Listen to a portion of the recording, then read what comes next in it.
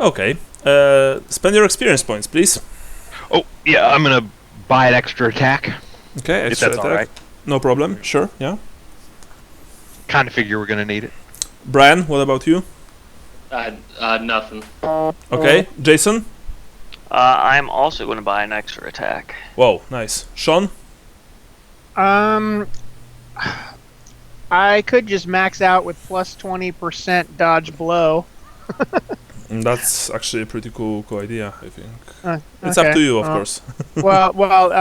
Yeah, and then I don't know if it makes sense. I would have another 100 to spend. I don't know if I had the time to learn how to meditate in the last day or so, or whatever. Well, I mean, meditation is... It's... I mean, you don't really need to learn it. It's like, you know... unlocking your inner peace, stuff like that, so you can just take it if you wish so. If you wish to. Like, well, that was the only other thing that even looked like it might be at all useful for our circumstances, although I don't know that it really is, because it's something about ritual magic. Okay. It's let me just double check. I mean, ritual magic is kind of difficult. You need to learn it. You need to study the books, you know, the scrolls, stuff like that. All right, well, tell you what, I'll hold off on meditation for right now, because really all I think is that's really going to be of any use to me in this current situation is being able to not be killed. Yeah, so. after the battle, maybe. So you're taking plus 20 to dodge, right? Yeah. All right, excellent. So last time on the Thousand Thrones, you've stormed the Plague Temple, and you saw what's happening there. There's Tobias or Jan or whatever he's called, standing with some kind of an acolyte of his foul god, and between them they have Karl, Sigma Reborn, ready to receive the necklace of unfailing loyalty on his neck. In front of you there are 9 cultists. These men and women are horribly mutated. For example, you see that one of them has crystal skin, and the other has bottom half of his body belongs to a huge centipede. There's also a woman with no mouth and a man whose face looks like molten wax. They are all armed with an assortment of, you know, cudgels, maces, axes, and swords, and they are ready to fight you in the name of their foul master. Tobias is horrible to behold. He is hunched, his mouth is crusted with vomit. He has this ochre green robes and a heretical pendant with 3 circles on his neck, while the acolyte is just you know, he's also similarly disgusting. You've shouted your oaths and you are charging the madman. All of you want to protect the child, whatever it takes, except for Francisco, who apparently doesn't really know what's all the deal with this kid. Yeah, I was going to say, and one other NPC. I think the hunters or something, right? Oh yeah. One of them, but you know, like, I'm not even mentioning them, but yeah, one of the hunters also resisted the charm of Karl. Rentar, you wanted to say something right before the charge. We've discussed it. Remember? Yeah, I'm gonna say it's the honor of my life that that I got to meet and fight for my deity. All right. As he soars, I shall fall, and then I charge forward. All right. Yeah, we can, you know, even make it so that you are shouting this as you charge towards the fiends. Right. Who's making notes today? Me. Okay, so I will also need you to run the initiative. Okay. Okay. So let's start rolling, guys. Let's start rolling and let's see how this will go. This game can, it can be very interesting to get today. Alright, D10 plus agility minus arm. Remember about your conditions. Let me quickly remind you. Let me quickly see. I don't recall if I still had like -10 to everything or. Vrentar has scorched scalp to the bone. Scalp scorched to the bone. Snorri lost 4 fingers on his right hand, which gives him -20 to any tests used with this hand.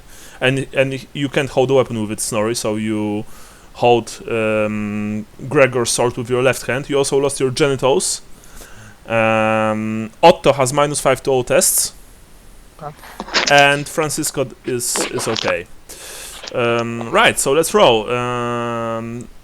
Snorri is 54, Francisco is 46, Vrentar is 25, and we have here Otto is 48, and I'm going to roll. If I'm -5, I guess that would be 43 then, right? Yeah, 43. And it's 44. The cultists are on 50. So please note that, Brian. Tobias rolled rather high. Tobias is 56. And the acolyte to his left, acolyte is on 44. So maybe, I don't know, present us with the full order of battle, who's first, who's last, so that we can, all be more used to it. Looks like Tobias is. I'm gonna write this as I say it. Tobias looks like he's first. Then Snorri. All right. Then the cultists. Mm-hmm. What did Otto get? Otto has 43. 43. 43. So then it's Francisco, I think. Because Francisco is 46. Francisco, and then Otto, and then I'm 25. What did the hunters get? Oh yeah, sorry, hunters. Kind of forgot about them. How do you add additional minuses and pluses to the roll? Like, I just have the 1 plus. Hunters are 53. I have no idea. I just use, I count it in my head or on a small piece of paper. Okay. Yeah. Well, So- in my case, I just hit the initiative thing, and it calculates. I'm not totally certain why I get 2 -5 modifiers in there, but I do. You have mail. Yeah. Remember that mail gives you -10, by the way, guys. It's not. Okay, -5. that's why then. Yeah. Mail is I minus. got Tobias, Snorri, Hunters, Cultists, Francisco, Otto, and Renthar. Yeah. So Otto, I believe, is on -15 total because you have -5 from the condition, and you have -10 from the mail. Yeah, so the -10 from the mail was already in there, and then the -5 from the condition. So that's how I get the 43. Yeah. Excellent. He would still go before me. Yeah. All right. So first is Tobias. Tobias laughing maniacally as he sees you charging towards the line of cultists. Raises his hand. He has a. You see that he has, his hands are covered in warts and sores. This is just horrible to behold, and he begins to sketch something in the air, some kind of foul symbol. And now let's just see.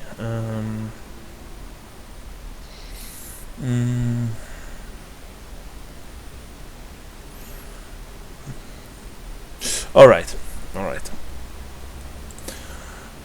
So I need to roll first for him. Nice, he failed. And now.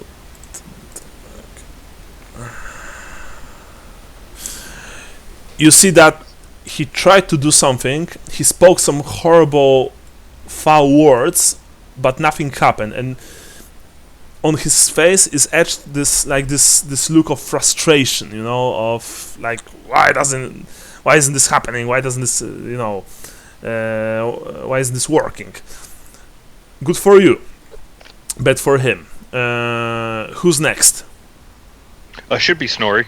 Snorri, alright. You're charging one of the cultists, right? I'm charging the scariest looking thing that I can see, that I can get to Yeah. in one turn. Okay, so the man with the bottom half of a centipede, I believe, in that case. Sounds good. Alright, you're just screaming, "Ah!" and you charge, towards the fiend, who's brandishing... Oaths to Grimnir and, telling him he's going to honor his fathers, etc. Yeah. Of course. You're swinging your sword wildly while the man prepares to meet your charge with his despicable shield covered in stretched human skin, a skin from face, as well as brandishing a huge mace. Roll plus 20% for the charge, but you are striking him with your offhand, so that's minus 20%. So I failed. Unfortunately, Either way. yes. Yeah, you failed. Now I do have 2 attacks. On charge, you only make a single attack. Okay, cool. Yeah, you've slammed into the man, and you've buried your sword in his shield, but unfortunately, the fiend is unharmed. Who's next? I believe it's Is it the hunters? cultists. Or the hunters. Hunters were 53. Brian? I think it's the cultists and then the hunters. Okay, so in that case, let's make it so No, that... sorry, hunters and then the cultists. Hunters, okay, so hunters first. Excellent. So the hunters also charge a few of them. One of them is charging towards the man with the crystal skin. It's unfortunately he failed completely. The other hunter is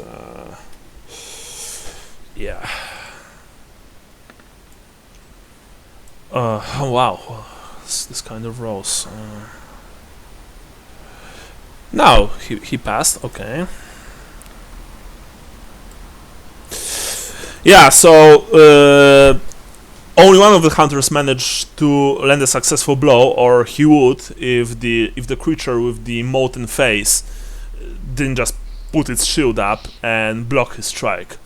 I said it's and creature because these are no longer men; they are servants of the ruinous powers of the dark gods themselves, and they've lost any right to be called human. And unfortunately now it's their turn. Let's start with the hunters, with the one that didn't fell under Karl's spell, the leader. Okay, he will attempt. Let's okay. So this is.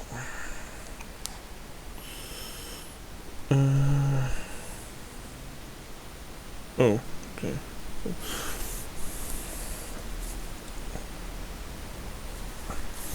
Right. You hear the captain, I mean the leader of the hunters, screaming in pain as the crystal man manages to hit him first time in the arm, and the second blow goes towards his genitals. The man will desperately try and avoid the blow. He failed. Genital trauma is a bitch. So it's it's 11 minus 6, that's 12. Well, unfortunately, Anden, leader of the hunters, he charged the fiend with crystal skin. He tried to do his best, but the wounds that he took earlier unfortunately took its toll. And not only did his blows didn't connect with the creature in turn slashed its axe on the brave hunter's arm, opening a huge gash, and as the man staggered, the vile, disgusting villain buried the head of its axe right between Anden's legs and drew the blade so far up that it stopped essentially at the sternum. Anden falls to the ground dead.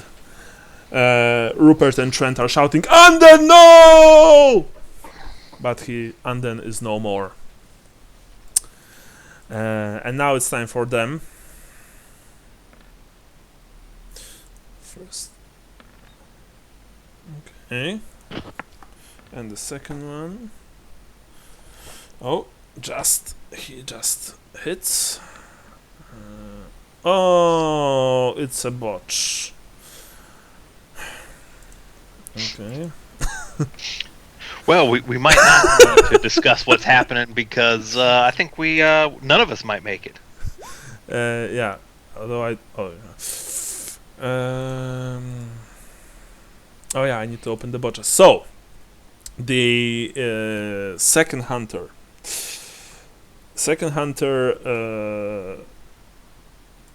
I mean, I don't even need to check the botch because he was already wounded.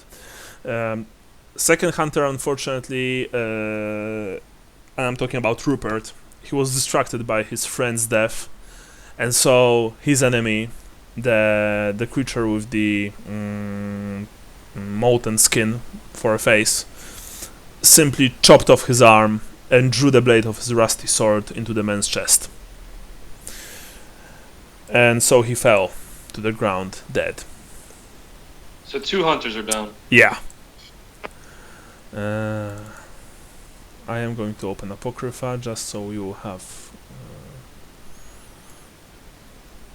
the botch tables. Just so you know, guys, since hunters are essentially NPCs, I am treating them as enemies when it comes to critical hits.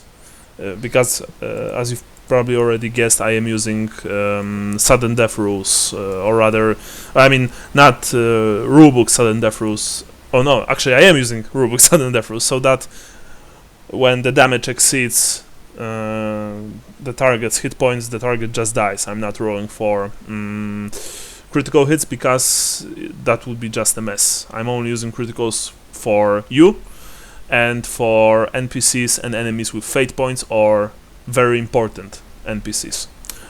Okay. It really speeds up the game, and I think it's a much better idea than just noting every single critical, because otherwise I would be it would be just a mess.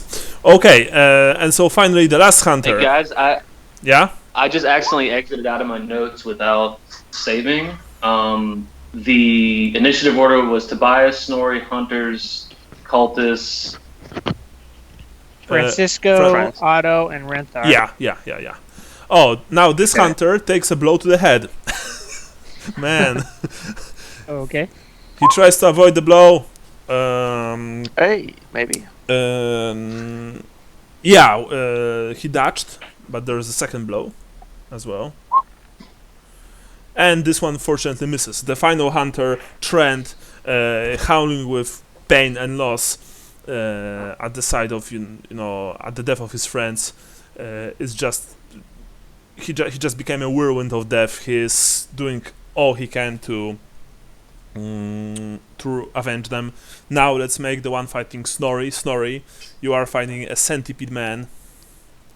He is an affront to nature. He is honestly just a disgusting villain. Also roll me willpower, please. Nice. So you're not unsettled. I'm going to roll for. Okay. Now I also have to take a rage test though, which I failed. So you are So all of you guys hear Snorri just braying loudly like a beast, and he just pummels the cultist with his axe. That said, the centipede mutant is incredibly fast, and he strikes first. And so we are going to see just how well he will do so. First attack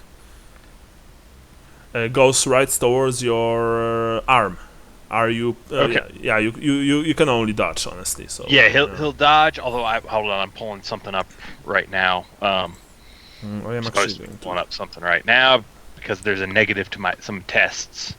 It goes towards your right arm. The mace goes towards your right arm. He doesn't use that one anyway. Yeah. Yeah. Hold on. Yeah, I'll I need it mean, anyway. Snorri is like, something from a horror story right now. What an absolute legend. Well, he's in good company with all the other horrors. Yeah. Yeah, you are in the bowels of the earth, in the deep dark places where no one should be, honestly. Where are the rules for Yeah. the insane? When you are raging, I believe. Wait a second, it's called. There it is. Let me quickly see. Because you're just entering battle last, right? Let's see, blasphemous rage. It's -10 to weapon skill, ballistic skill, intelligence, willpower, and fellowship. And it's 2d10 rounds. All right, but you are okay. But are there any benefits to that? No. Oh, No, there are zero okay. benefits. That's the thing that sucks about it. Okay, so you have a total of -30 when you are going to strike with the sword, because it's in your offhand, and you get -10 from the rage. Okay. It lasts nine rounds, but let's see, and a dodge. So dodge is based on Agility. Agility. Was that Mhm. one of the ones I rattled off? I No. think. Okay. So make a normal agility check. Okay, excellent. Do you have anything in dodge blow? Yeah. That's I just have the regular dodge blow, Oh, which did not seem to have gone through, did it? Oh, 0-1. Wow. We does some Matrix shit. Yeah, Snorri just jumps over the blow. The mace flies under him in slow motion, but the creature in front of you, you don't know its name. What was it? What was it called? When it was still human, if it ever was a human. It moves lightning fast, switches the grip on its mace, and tries to smash you. And Okay. and fails. You are The first dodge was so impressive that it took it off guard, and yeah, and just He tried to hit you in the balls and didn't realize you didn't have any. Yes. with a swoosh, nothing made contact. Now let's make. We've already done 4 cultists, I believe. 3 for the hunters, 1 for Snorri, so 5 remaining. So each of you guys receive a single. Except for Andy right now, receive a single cultist in return. It will make a counter charge, and then we'll see. Actually, the last 2 cultists won't attack anyone. They will just stay put. They will stay, stay at the back near the blasphemous altar and see how the situation will escalate. So, first, Vrentar, you're charging towards the villain, but actually the villain charges first, and your cultist has a huge rat's head in place of a normal head. He has the body of a man, but the head of a rat. How uncanny. yeah. Unfortunately, And suddenly Vrentar shouts, "I thought they didn't exist." funnily enough, it's even described like that. That because of mutants like this, people think that Skaven exist. It's even in the book. Fortunately, Vrentar, you are too seasoned of a fighter to allow such a vile creature to take you off guard, and you parry expertly the man's clumsy blow with his rusty falchion with your sword. Now, Francisco, the blade from Estalia. You are being assaulted by the pretty girl with no mouth. She would be an ordinary looking, farm girl, but she has no mouth, only nose, ears, and eyes. And the eyes are filled with madness and hate. And she rushes towards you. But she can't say anything about it. No, she only does she's huffing through her nose. Okay. And let's see how well this will go. And it's +20, so she... charge is +10, I believe. Or is it +20? Wait. I always forget. I think she missed anyway, but just, let's just see. I think I have it open if I can find the window. Well, that would certainly be nice. All out attack? No, it's charge. Charge. Oh yeah, it's +10. So she missed. She charged you, but you were faster, and you've avoided the blow of her cudgel just in time. You are now in the perfect striking condition to do some striking, naturally. And finally we have Otto, the son of Ulrich, the White Wolf himself. Otto, you are being assaulted by you think a woman with a twisted monstrous face, not unlike that of a gargoyle. Oh, by the way, Bran, the acolyte, the cult acolyte, when was he in the initiative? I don't know. Do you guys remember? I didn't hear a.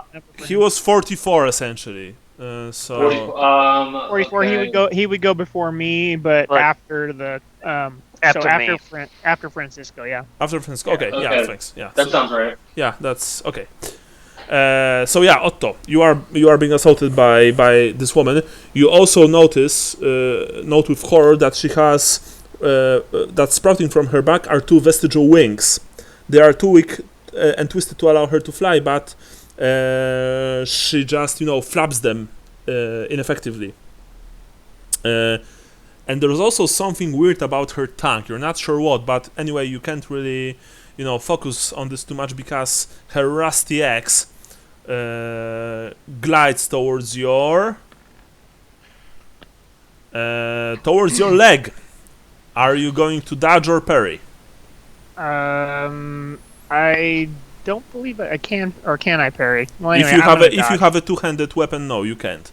So you are trying to jump away like a white wolf that you are. Let's see. Unfortunately, not. Are you going to spend your luck? I'll spend my single luck Okay. because I think. Yay! Yeah, just in time. You've managed to avoid the blow. It would be probably very nasty if it connect, but as it turns out, it didn't. The last two cultists, one of whom is a horribly hunchback woman, bent almost double, and the last one is a huge obese man who lumbers about on thick slab-like legs, just hang by the altar and wait. They wait for opportunities to do something. Now it's your turn, guys. Who's next after the cultists? I think Francisco. Francisco, you are swinging Montante. So drop the sword on someone, of course, on someone's head, ideally. All right. I am going to do swift attack. All right. All 3 attacks. Into the single girl, right. Yep. So By the first way, none of you fight that close to each other, just so you know. So if you would like to help your fellows, you would need to spend a single action to move towards, another opponent. Okay, just so we are clear. But also the opponents, of course, it also applies to them. The first blow, unfortunately, missed completely. You've destroyed a portion of greenish stone that is covering the foul temple floor. Your second strike, -10. just a mess. Misses just. You've almost opened her chest, but it wasn't enough, and your third blow, minus. Oh, Hey. nice. Sweet. Now she will try and parry this. Actually, yeah, she will try and parry, or she will try and parry. Yeah. She desperately tries to block, but to no avail. Montante connects. Roll damage. 2d10. All right. Oh! Yes! Roll weapon skill. All right. Basic weapon skill. Let's see how this goes. Excellent. 2d10 again. Oh, Alright, wow. that was enough. That was enough. Your final blow was enough. You simply chopped off her arm, her right arm, drove the blade down, into her pelvis and through the other side. You've bisected her. She fell to the ground, and of course she can scream because she has no mouth. So is your character an stallion who speaks with an Albion accent but claims to be from Arabia? Yes, he is faceless. Yeah. That's the story he tells. He has a different story depending on who he talks to. I guess you are referencing Highlander, right? Yes. Okay. Oh. Yeah. You're the man now, dog. Your best. Winners always whine about their best. It's from The Rock, a very good movie. I recommend it. Anyway, after that, yes, one of the cultists is dead. Excellent job, Francisco. We have, I believe, the Acolyte, I think. Acolyte. Yeah. The Acolyte shouts something, "Bow to Nurgle!" And he outstretches his hand and he tries to summon the power. Summon the power, as I was saying. Thank you. I hope his luck is as good as all of our casters' luck. Yeah. Seriously. Oh man, you know what we should have played as the theme song before we should have played Dawkins Into the Fire before we came into this. That would have been awesome. Sorry. All right, yeah. So I'm going to just shit. Too many windows. Sorry. Let's see. Oh, he failed. He failed the channel test. Now I'm going to see if he'll manage to use.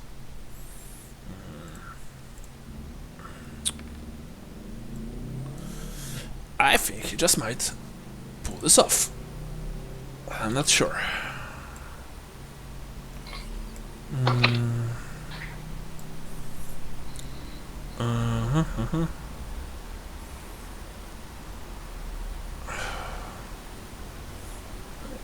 Yeah, I only have my physical book that I'm now using is the 1000 Francs, and I'm using PDFs for other things because it would be.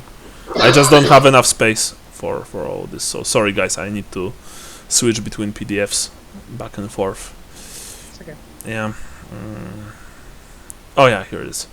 And you saw with some alarm that his hand flickered, and the look of elation of his face was horrible to behold. But then nothing happened, and the look of elation was replaced with a look of utter disappointment.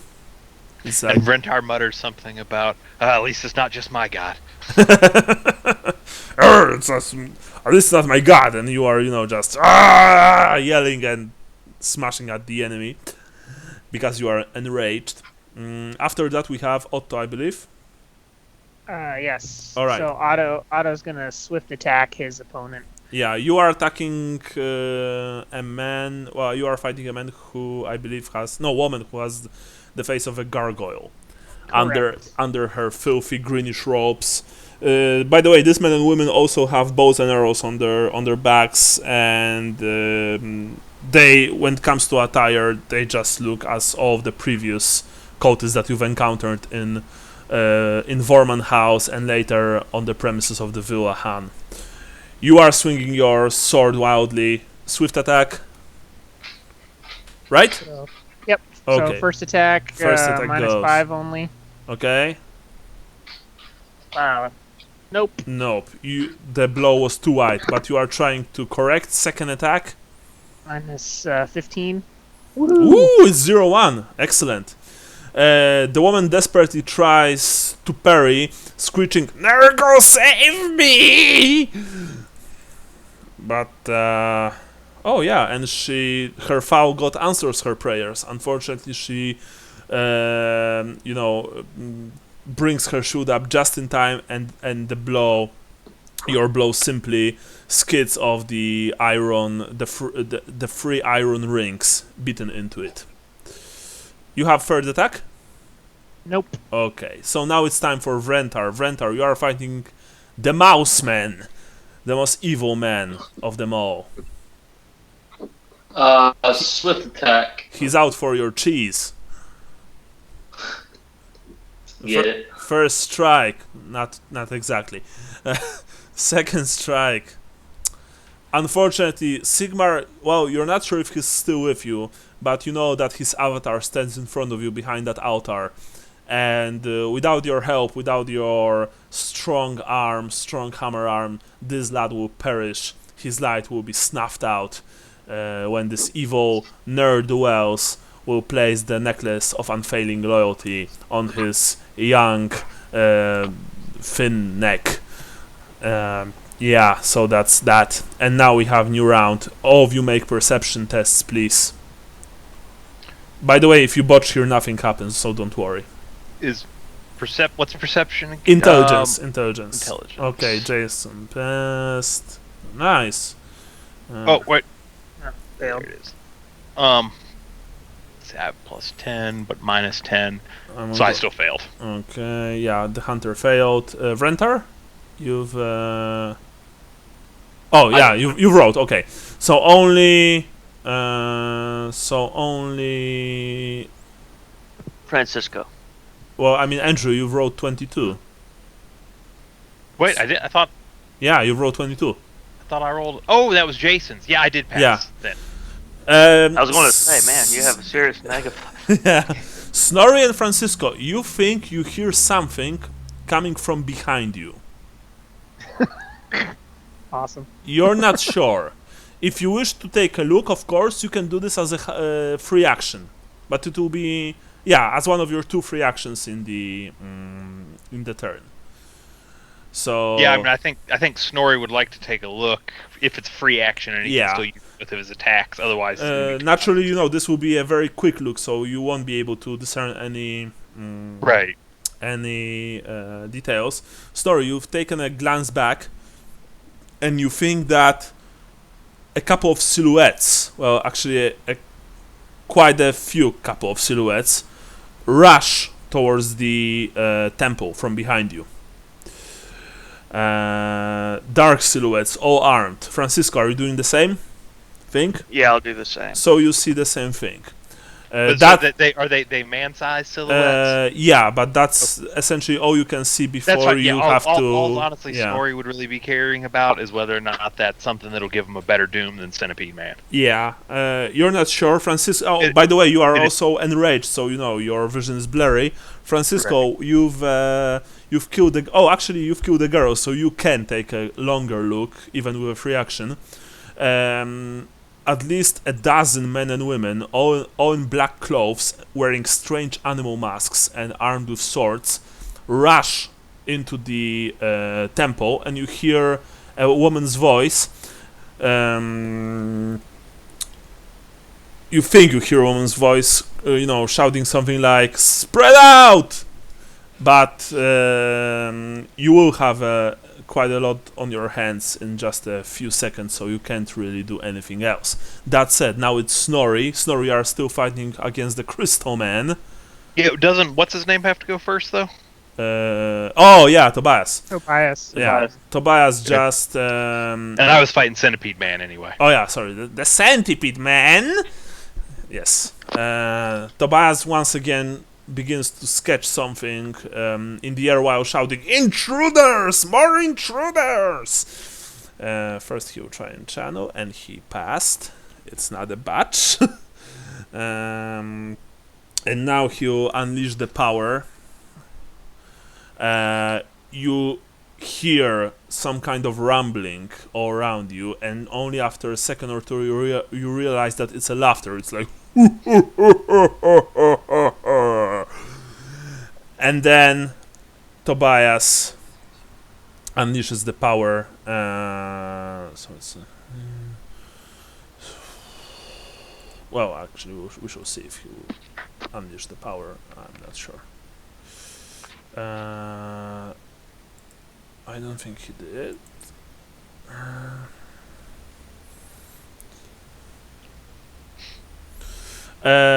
Because of his shout, "Intruders, intruders!" It probably broke his concentration, because once again a nimbus of dark greenish energy surrounded his hand, but it just flickered out of existence.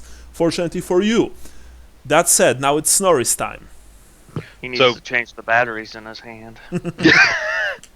That's what she said. No, she really didn't. She had no mouth. Yeah.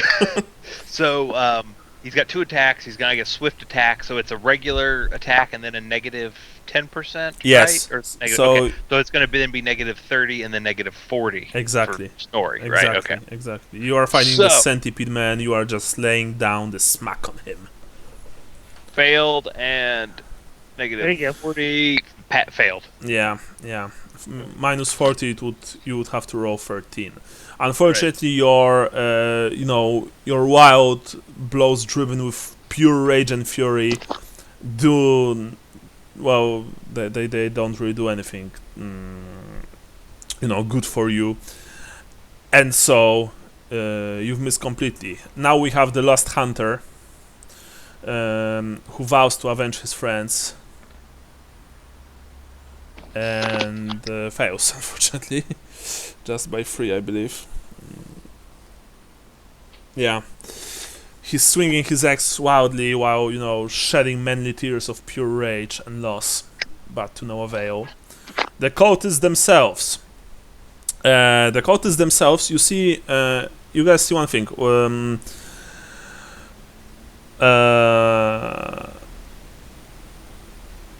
Francisco, the Hunchback Woman, scatters towards you on all fours. She still uses a shield and a weapon, by the way, and she tries to engage you, while the horribly obese man lumbers past any of you towards the entrance, crying something like, "Interlopers! Interlopers!" But first, we shall go from left to right. We shall start with the hunter, who's... Oh, and by the way, the 2 cultists that kill their hunters are also moving towards the entrance, just so you know. Okay, first failed, and it connected, just so, but connected. He will try and dodge. It's not good for him. Yeah, the last surviving hunter cried out in pain as his enemy slashed at his arm, opening a huge gash. He was fighting, I believe, the... I honestly don't... Oh, yeah, I know who he was fighting. Okay, I mean, doesn't matter, you don't see the details anyway. But he's still in the fight, so that's good. Now, let's go from left to right. Vrentar, you're first. The blows that are being rained down on you are nothing, because the power of Sigmar is with you, and your enemy simply slipped on the slime-covered floor, fell, and as the disgusting creature falls to the ground, you simply uppercut its head with your hammer, breaking its jaw, breaking its neck, and blasting its brains through its stupid rat ears. The rat man lays dead. Another one bites the dust. Excellent. Now we have you, Snorri. You are fighting the Centipede Man. Centipede Man fails miserably in doing anything to you. You won't be dissuaded from the path of vengeance. You will have your glory. You will become the greatest slayer of them all, even surpassing the mighty Gurnison. And some stupid bug mutant thing will simply won't stop you in your quest. Francisco, you are receiving the charge of a Hunchback Woman. Alright. Hunchback Woman scampers towards you, but you simply sidestep, and she, she missed you completely. You see that she is just, that she really is bent double, and that her, hands became her feet, essentially. That says she is still wielding weapons with them. And finally, we have Otto. Otto, you are fighting against whom exactly? I was fighting the guard. The Gargoyle Woman. Alright, so the Gargoyle Woman is opening her mouth and she shoots her tongue at you. She spits her long, sharp tongue. And there's like a small, wickedly sharp mouth at the end of the tongue. So that's going to be and that's going to be the only attack that she'll make this turn. She also declares parry, just so you know. Let's see how she'll manage. Fortunately, you saw what was coming, and you simply, jumped to the side just in time as the tongue flew past you with a hiss. After that, we have Francisco. Francisco, you're up. Okay. Guess I will be attacking the Hunchback Woman. Mm-hmm. I'm gonna do swift attack again. So first attack hits. Montante flies towards her torso. She will attempt to parry your blow. Come on, roll. First goes, of course. So she managed to stop your blow just in time. Your second blow, -10. Ooh, nice. She will attempt to dodge. She jumped away from your second blow. She scatters like a spider. Your third blow, -20. Damn it. Nice. I don't see it yet, but Yeah, I haven't seen it yet either. oh yeah, I see it now. Okay, yeah, the first two blows would destroy her, and you know that. Unfortunately, your third blow was simply too wide for it to connect. After that, we have the Acolyte. He screams, "Brethren, kill the unbelievers!" And he once again tries to summon the power. What a loser. Okay. But this time he manages to summon the power successfully, and now I shall roll 6. And he summons the power towards you, Otto.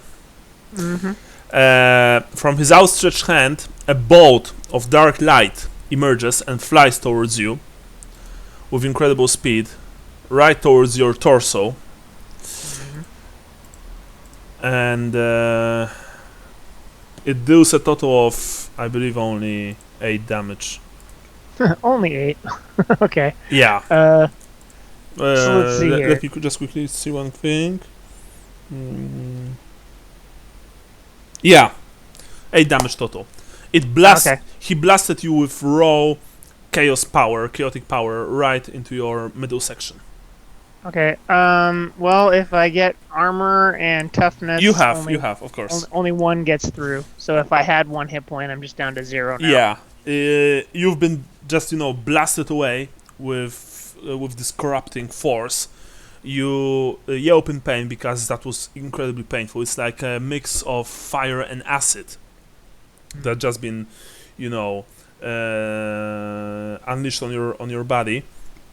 But you are still standing. Good for you. That said, you are now on 0. Only after combat you return to 1. Just remember about that.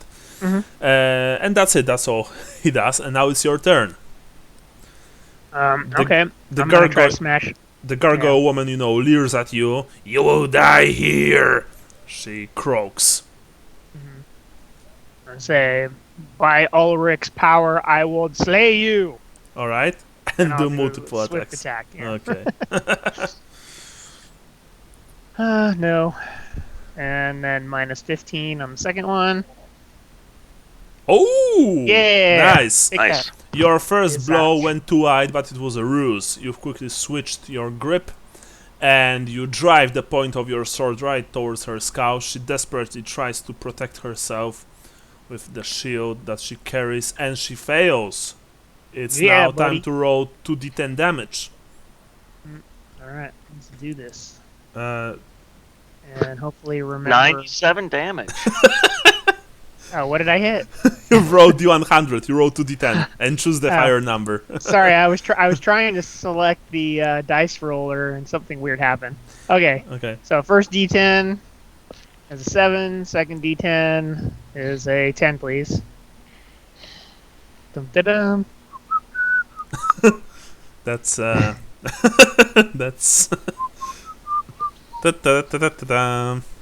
Yes. As it slowly goes through the air. Oh, it's 6. Okay. All right. So 7 plus 5 would be 12, right? 7 plus 5 total, right? Because you have strength 4 and strike mighty blow, right? Correct. Excellent. So it's 12 total. So now let me do quick math. So it's total. Oh shoot! All right. Your god was with you. You simply driven your blade through her stupid gargoyle face, and Nice. you know, to top it off, as the blade was entering her stupid gargoyle face, you sliced off that stupid tongue. The woman falls to the ground. The wings flutter impotently. She lies dead. I believe it's the third coat is dead now. So that's pretty wicked. Okay. Oh, by the way, just so you guys know, at this point, actually no, sorry, not yet. My bad. After Otto, we have Vrentor, I believe, right? Yep. Excellent. I'm gonna swift attack. Okay. You attack with your hammer. First attack misses completely. Second attack misses completely. Remember, Brian, that you have magic. Perhaps, you know, this is a good time to use it. Yeah. Just I don't really so have you know. anything too relevant. I could heal maybe. You have that thing with the hammers. Yeah, true. Okay. So new round starts. And guys, you also, because remember, combat is not, you know, you're not fighting like regimented units. You're just dancing around each other. You know, you move. You essentially see the entirety of the temple.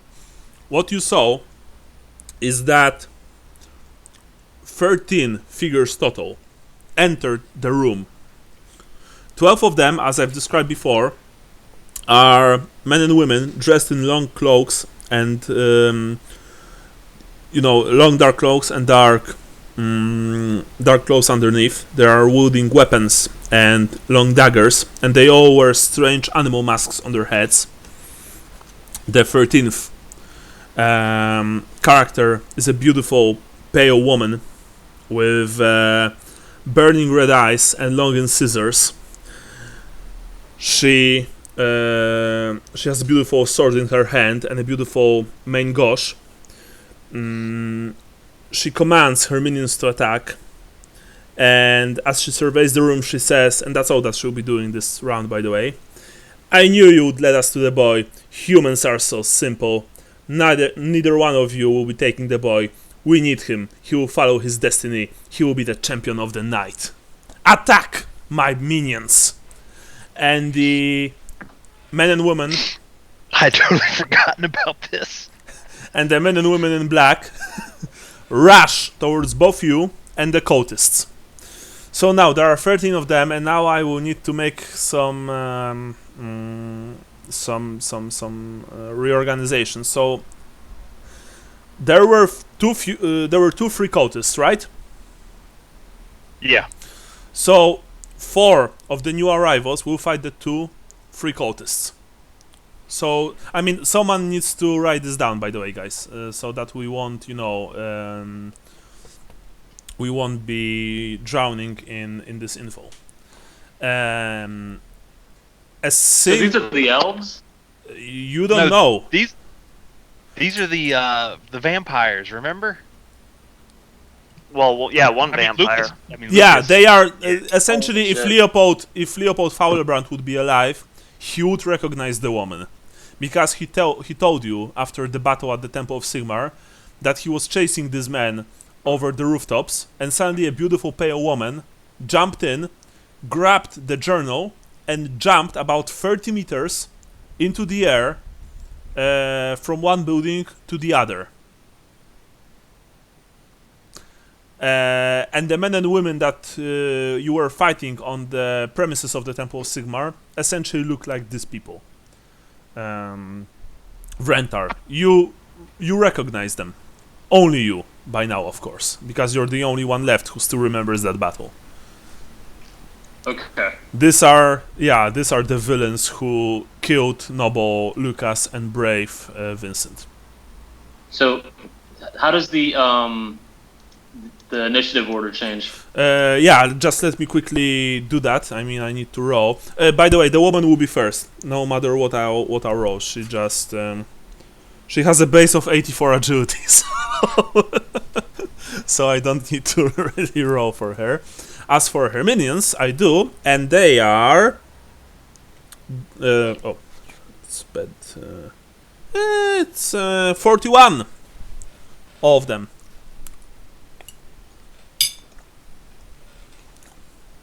So I believe that's after the cultists. Okay, but let's make it easier. For now, 4 will attack the 2 cultists. The horribly obese man. Actually, no, wait, there were 3 cultists. The minions should be between Otto and Renthar. Okay, so sorry, 6 of them will attack the 3 cultists. In the notes, I'm just going to call them interlopers. Okay, To differentiate. 2 of them will make their way towards the altar. So that's 8 done. So we are left with 5. And now, I will need to roll 1d10 for each of you. Actually, one of them will go towards the hunter. So there are, I think, 3 left, right? If you want to send one towards Snorri, that would be fine with me. Okay. I mean, I'll take one for the team. there will be 1 for each of you. Just how many of them are left by this point? 1 for each of us. That would be Because 6 are attacking the cultists, 2 are making their way around, so it's 8, and there are 4 remaining.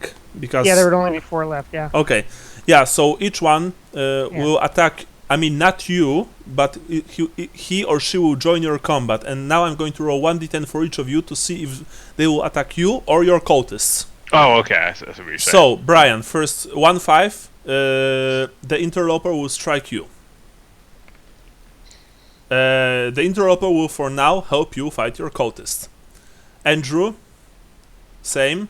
It will actually try and kill you. Stab you in the back. Jason, it will try and kill you. Sean, you're not fighting anyone, so I don't even need to roll at this point. Yeah. The woman this turn does nothing because she delivered that long speech. Yeah, so she won't do anything else. So that's her turn done. Now it's Tobias one more time. Tobias is essentially screaming in rage and fury and probably also in fear as he desperately tries to summon the power of his vile, disgusting god. So he will try first, and yeah, he succeeded in that. One more time, he will try and unleash.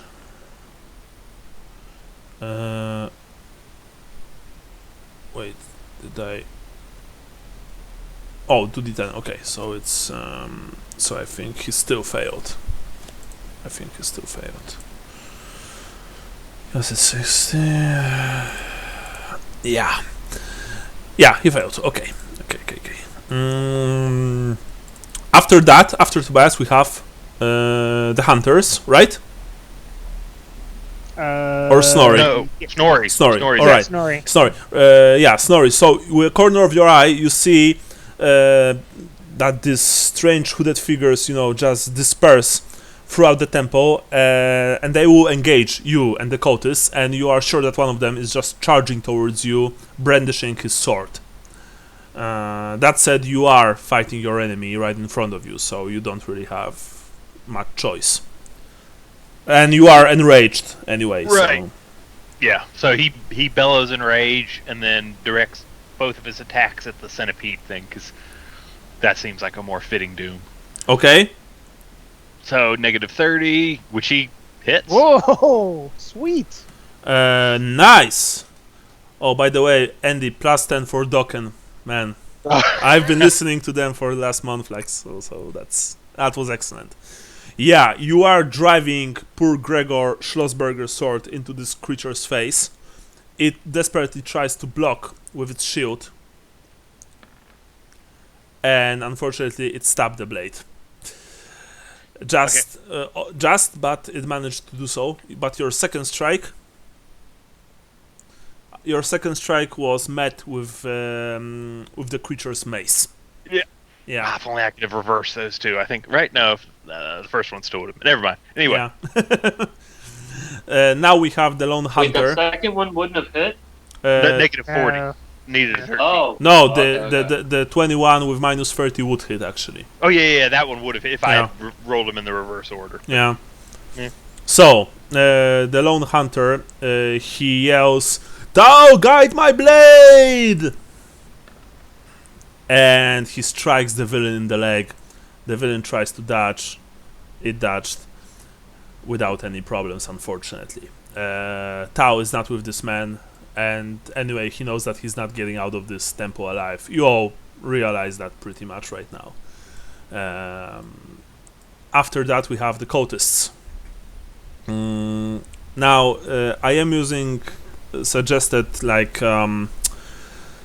mechanic for this combat. I am not going to roll for cultists versus minion fights, only for your fights, just so you know. I think that would take too long. Yeah. So don't worry about this. Let's go first with the Lone Hunter. Nope. And the other one? Yeah. Those of you who witnessed the fight, while also fending off your opponents, see that the last hunter is sorely pressed. The first blow misses him, but the second goes right towards his leg. The man desperately tries to jump back and manages to do so. He's quick like a stag. His god is with him after all.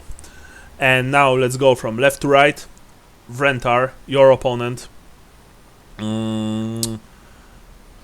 Your opponent tries to strike you down, and it goes right towards your arm. Are you parrying or dodging?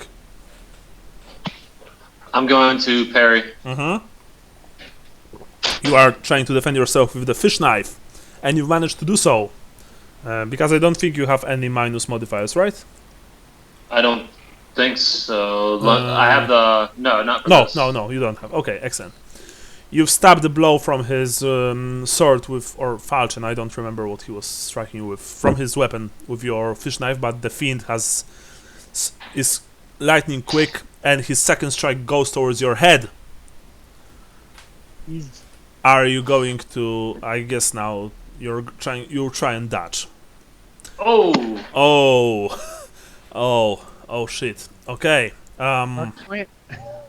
Yeah. Roll me D10, Brian. Roll 2d10? No, 1d10, just 1d10. Let's see how well. Oh, 7. Okay, thank you. So your opponent's blow smashed. I mean, the creature that you're fighting. Wait, you weren't fighting anyone. You've killed the Ratman. That was our ruse. You're still fine, my man. Okay, still fine. You're just hallucinating. Yes, because you It's are all fumes from the Nurgle stuff. you are hallucinating. You thought that the Ratman was still alive, but he's not. You're all fine. So we'll just do your opponent, the Masked Man, who is, and by the way, he is attacking you since you're the only one left. I haven't killed anyone. You've killed your yeah, opponent. but the rat killed himself. Yeah, the rat killed himself. Oh, It was a okay. botch. So Brian, so the Masked Man will attack you, just you. But it will be in his turn, so don't worry about this. So Snorri. Yeah. You're up. Okay. The Centipede Man strikes your arm. He just managed to hit, by the way. I know that it might look like a botch, but it's not. You've failed tried to to dodge. Yeah, you've tried to dodge, but to no avail. The blow flies towards your arm, and for a total. Oh, yeah, here it is. Thank you. For a total of 9 damage. Okay, so does the actually, hold on. I was about to say something that might not matter. Okay. So he has a toughness bonus of 5, so he takes 3. 3 to the arm. All right. So you were on 1 after the fight, I believe. So you're on Yep. -2. So you know what this means. Yep. Okay, let's do this. He takes an insanity point, right? Yeah, he takes an insanity point. Just I need to open the critical tables. Just give me a sec. -2, right? Yeah, and you have insanity. How many insanities do you have right 6. now? 6. You are strong-minded? Nope. Roll willpower. You are more insane. You have 2nd insanity. But he passed his other rage test. Yeah. So. Ooh, that's a nasty one. 85. -2. 10. The man was striking you with a mace, with a bludgeoning weapon, right? That sounds right. Okay. So it's 10. Okay, and it goes towards your arm. Which arm? Yeah, I need to check this. Which arm was that? Bite your kneecaps off. 44. So it's right arm. Your right arm just can't take a break. Your weapon, your opponent's weapon crushed your elbow, smashing the joint and leaving the lower arm hanging from it with a disturbing amount of mobility. Roll d10.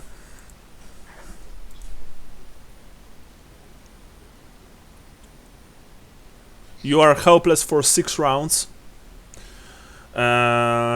The arm will be useless generally until the bones have knitted in. I will roll. Let's see. I mean, just for And the good news is he's helpless until his rage ends.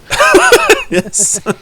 So he's going to be laying there screaming and stuff at them while unable to do anything from the pain. Yeah. By the way, the arm will be useless until the bones have knitted in 4 weeks, just so you know. But only magical healing will restore the full function of the arm, which will otherwise suffer a penalty of Let's be honest here. Remember that. Yeah. Here's the thing. He's got 2 opponents attacking him. He's helpless for six rounds. I know. think we can- I know.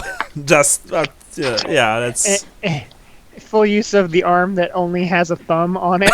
yes. And anyway, unless you use magical healing, you have a penalty of -10 to weapon skills, strength, agility tests.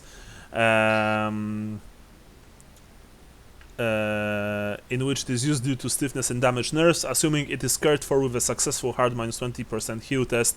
If the damage is left untended by mundane or magical healing, the badly healed joint raises the penalty to -20%. Yeah, the strike simply smashed your elbow. You howl in pain and agony, and all of you guys hear it. Snorri is in a bad way. And He's that in a bad was shape. only his first of 2 attacks. Yes. So now his second attack will be while he's helpless. And right? you know, the centipede man gurgles, "I will send you to the plague garden, fool!" And his second strike misses. You don't know how. Oh no, actually, you are helpless. Yeah. but attacking helpless opponent, I believe it's only plus 20%. Funnily enough.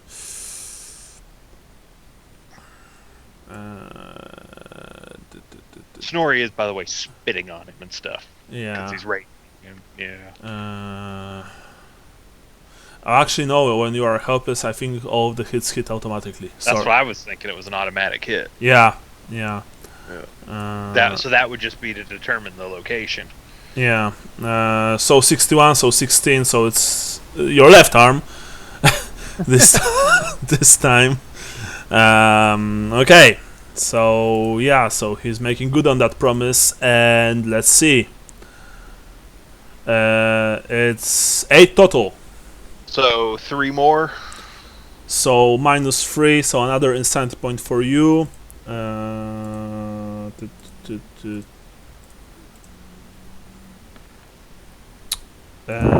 48 -3 it was, right? Yeah, -3. Yep.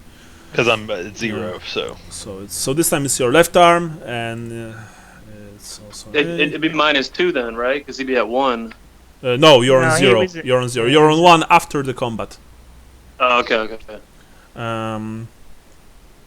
Your opponent's weapon smashed into your forearm, fracturing the bones with a satisfying snap. You are stunned. Okay, you are stunned for D10 more. I mean, you are helpless, so helpless overruns the stun anyway. The pain is intense. The arm is useless until it's healed.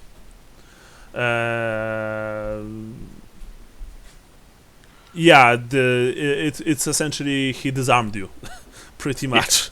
So, by the way, Snorri is laughing while also screaming and Yeah. stuff through this whole ordeal. Let me ask this: can we just say that the vampire person finishes him off?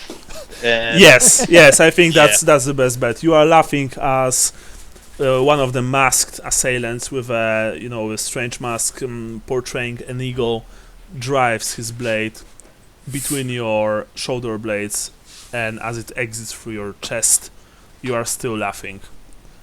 After as you are falling to the ground dead, your oath fulfilled. You are going to join your ancestors. Cool. All right. Well, in that case, I'm gonna go ahead and sign off then. Mm-hmm. And Okay, Andy. Get back to Well, helping out. Take Thank you. care, man. Yeah. I'll let you know as things come up, and I will be bugging you guys later to find out how the session ends, and then I'm gonna try to keep up and listen to the YouTube sessions. Okay. As well, so. Okay. Sure. Sounds good. Best of luck All to right, you. yeah. Best of Thanks. wishes to your family. Take care, man. Hey. Thanks. Take care. Later. Yeah. So that was Snorri. So now, Francisco, you are not fighting against any mutant because you are fighting against the Hunchback Woman. Yep. Yeah. Sorry. The Hunchback Woman. She saw Snorri fall, and she's like, "Your friends are dying," and she tries to kill you. And the blow goes right towards your arm. You can only dodge. Yep. I will dodge blow. All right. But you are too fast for her. You are making fat 360s, no scoping, just jumping away. The second blow, and because you are so offended by this horrible abomination, you've decided to decapitate her with a single blow from your Montante sword. I accept. Just because you can. And so we have 5 cultists dead, I believe, right? I think so. Yeah. So the only cultist that's still fighting is the one fighting. You guys are fighting against. Oh yeah, it was the one fighting Snorri. Okay. So we are done with cultists, but now it's time for the Masked Madman. I believe I go before them. No. Yeah. Yeah, you are. They've rolled 41, just so we are clear. Yeah, I got like yeah, a, 41 is mid after 40s. me, actually. Yeah, Oh, Yeah, okay. so we because both- I had 43. So the minions go between Otto and Renthar. Okay. Yeah, sure thing. Of course. So it's of course. Francisco and then the Acolyte next. Excellent. Okay. So Francisco, you Yeah. have a breather, but you see what's going on. You see that you have a new huge group of opponents who just entered the fray. Yep. What are you going to do? So there are they the guys already on me, or are they, no? But you see that one of them is charging towards you. You can charge him. You can counter charge him, of course. Or maybe do a defensive stance. Remember, this is combat, so make your decision quickly. Yeah, I'm trying to, like, because what I would have done was a parrying stance and use one of my actions to get a parry. I'm trying to see if there's a defensive stance that can do that. Defensive stance means that he will get minus 20% to striking you, and I think that's a pretty good deal. But of course, it's up to you. I don't want, you know, I don't want for him to hit you and then you'll be, well, you told me to do so, and you know. Yeah, I'm just trying. Action to deceive. Oppose. Oh, by the way, I don't know, guys, if you saw this. There's a guy. He's a Polish guy actually.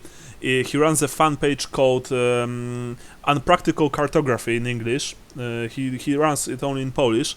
He makes maps, fantasy maps. He's a cartographer by trade.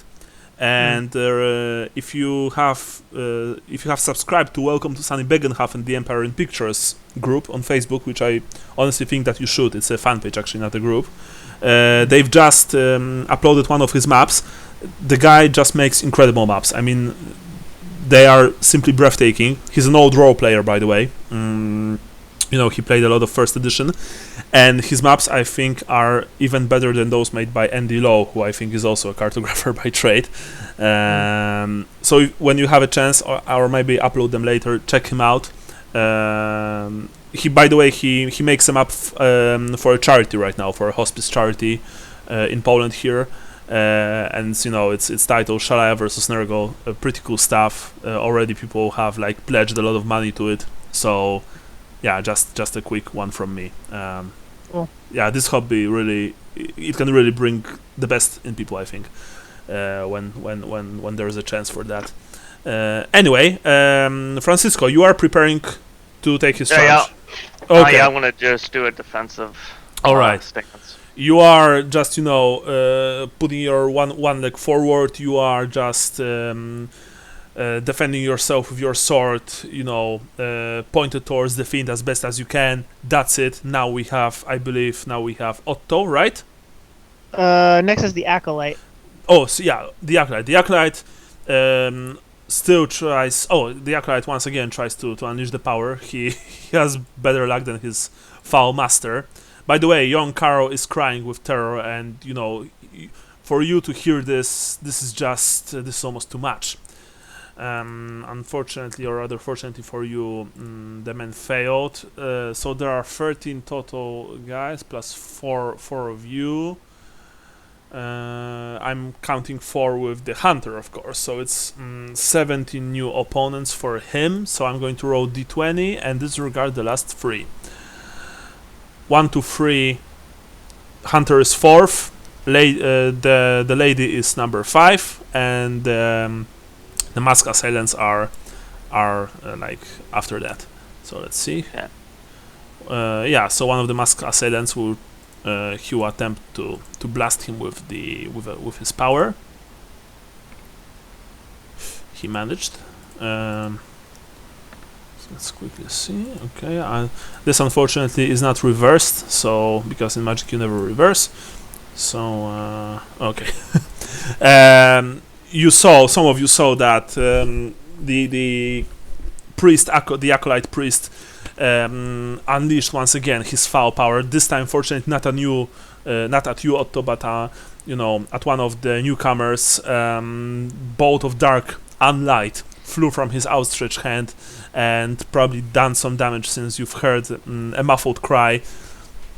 After that, it's, I believe, you, Otto, right?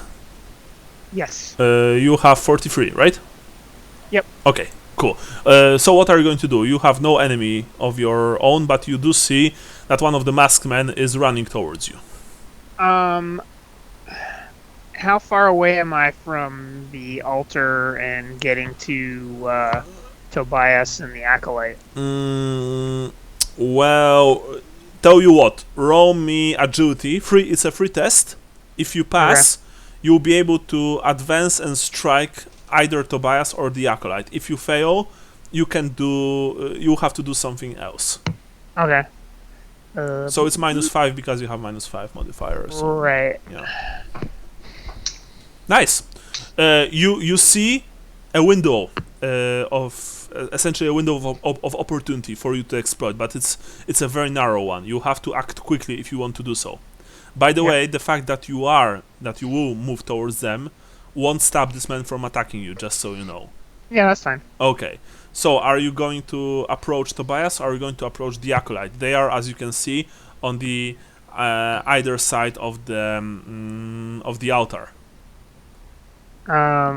I am going to go for Tobias since he's a bastard. Yeah.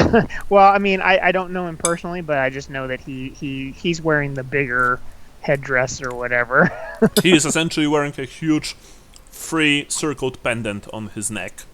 Yeah. And he looks like he's the man in charge here. Yeah. Okay. That's not a charge. You can charge. You can approach and strike. So you are making your way towards Tobias, and you are raising your sword. Yep. Go for it. All right. Back to my character sheet. Flanks. And there, -5. Take that. He will try and dodge. Fail. There's a chance that he failed, actually. Wait a second. Oh, really? Sucks then. No, actually, he dodged. Sorry. Yeah, okay. No, that's okay. He jumped away just in time. Your blade chipped at the foul, blood-stained altar. The cold acolyte yelled, "Blasphemer!" when he saw that, while Karl is like, "Help me, sir, help me!" You know, Tobias hisses, "You will die for that dog." But yeah, he's still in the fight. Unfortunately, that's right. I forgot. He insulted my god earlier. Yeah. That's the reason why I wanted to kill him. Yeah. Now we have the new villains. Brian, you are being charged by one of them. The man smashes into you and tries to drive a blade right towards your ribs. Are you going to dodge or parry? I'm going to parry. Okay, parry. Nice. You managed to just deflect the blow with your fish knife, which you were almost sure that you've lost, but fortunately it was just an illusion. Vincent, you are preparing to take the charge of your opponent as well. Is Vincent one of the cultists? Sorry. Yeah, of a rival god. Francisco. Yep. The man charges you, and he would normally skewer your leg, but fortunately for you, you are too seasoned of a swordsman, and you simply deflect the blow. Well done. Sorry. And now we have the one attacking Otto. But actually, you know, Otto, since you've moved there, he can't really charge you. Since like the din of battle, you know, all around you, the fight goes on. So this man won't do anything this turn, as he will search for new targets. Because that wouldn't be fair. I told you that you can't charge Tobias. You are, you know, around the altar essentially, so he wouldn't be able to make it. And by the way, you've moved from far away from him. So this man will probably just look for new opportunities. Now we have Vrentar. Vrentar, what are you going to do? I want to cast a Blessing of Sigmar. It's a half action. It gives me +1 on my hammer. Okay, you are casting Blessing of Sigmar. You are invoking the name of your god and trying to summon his divine light to this battle. You've managed to unleash the power. But now, of course, roll for the spell. Let's see if it will work. Okay, I got it. I think it worked, right? It's casting level 4, yeah. Yeah. All of you, as well as your enemies, were suddenly bathed in a warm golden light, as Vrentar began to chant the name of the man god himself, and his last remaining hammer began to burn with the inner fire of the comet. But I believe that was only a single action. Your other action, I presume, is to... Yeah, that was a half action. Okay, so with your other action you attack, probably, yeah? Yeah. Okay. Yep. Nice. The man will try and parry this strike with his long, slim dagger, and he managed to do so. By the way, these new attackers are better skilled than the cultists. They are also silent. They don't usher any war cries. They fight in complete silence, and you don't see their faces. So that was it. So we have a new turn. Now, new turn. Oh, by the way, as you see in the din of battle, another of the cultists has fallen to the blades of the black-clad killers, but also one of them joined, his opponents in death. So there are only 11. There are only 11 black masked men, and I think only 4 cultists left plus the acolytes. I mean, I think so. And Hunter, yeah, because there's one fighting the Hunter, there are 3 fighting the men. Yeah, so there are only 4 cultists left. Now, the woman. Let's see who the woman shall go against. And how much movement does she has? Okay. Right.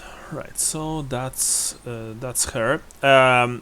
Vrentar and Francisco, you saw that the woman hugging the wall just runs inhumanly fast to the left of the room, to the large rubble. Actually, it's a large bone pile on the left, and then she stops in the corner and prepares to make a leap charge, actually, towards Otto, fighting Tobias and the acolyte. Otto, you also see this. You take you saw this movement with the corner of your eye, and you know that probably the deadliest opponent in this room, in a second, will either engage you or your enemies. You don't know. So anyway, that was her. Snorri is dead. So now we have the hunters, the last hunter. The last hunter still fights his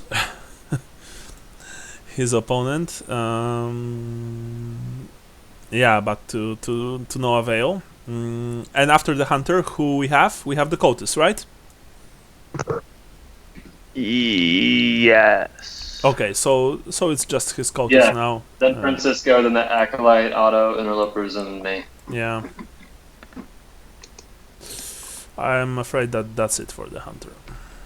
Oh, actually, maybe not. So, yeah, the hunter, even though he's bleeding from half a wound and he's half dead on his feet, he's still standing. Even the newest wound, a long gash on his temple, is not enough to drop him. The man is simply too stubborn to die, and he won't fall until his friends are avenged. It's because there simply can't be any other resolution to this. After that, we have Francisco. Francisco, you are fighting against one of your new opponents. Yeah. You are almost sure that you will have new enemies on you very quickly. Yeah. I'm gonna do a swift attack, but one of them's gonna be a parry, so it's just 2 attacks. Mm-hmm.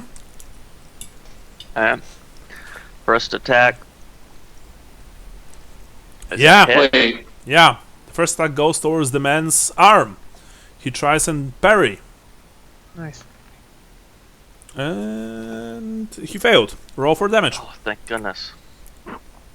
2d10. 5 and a 1. So, my strength is 4. I have strike mighty blow, which is 5, and then plus 5.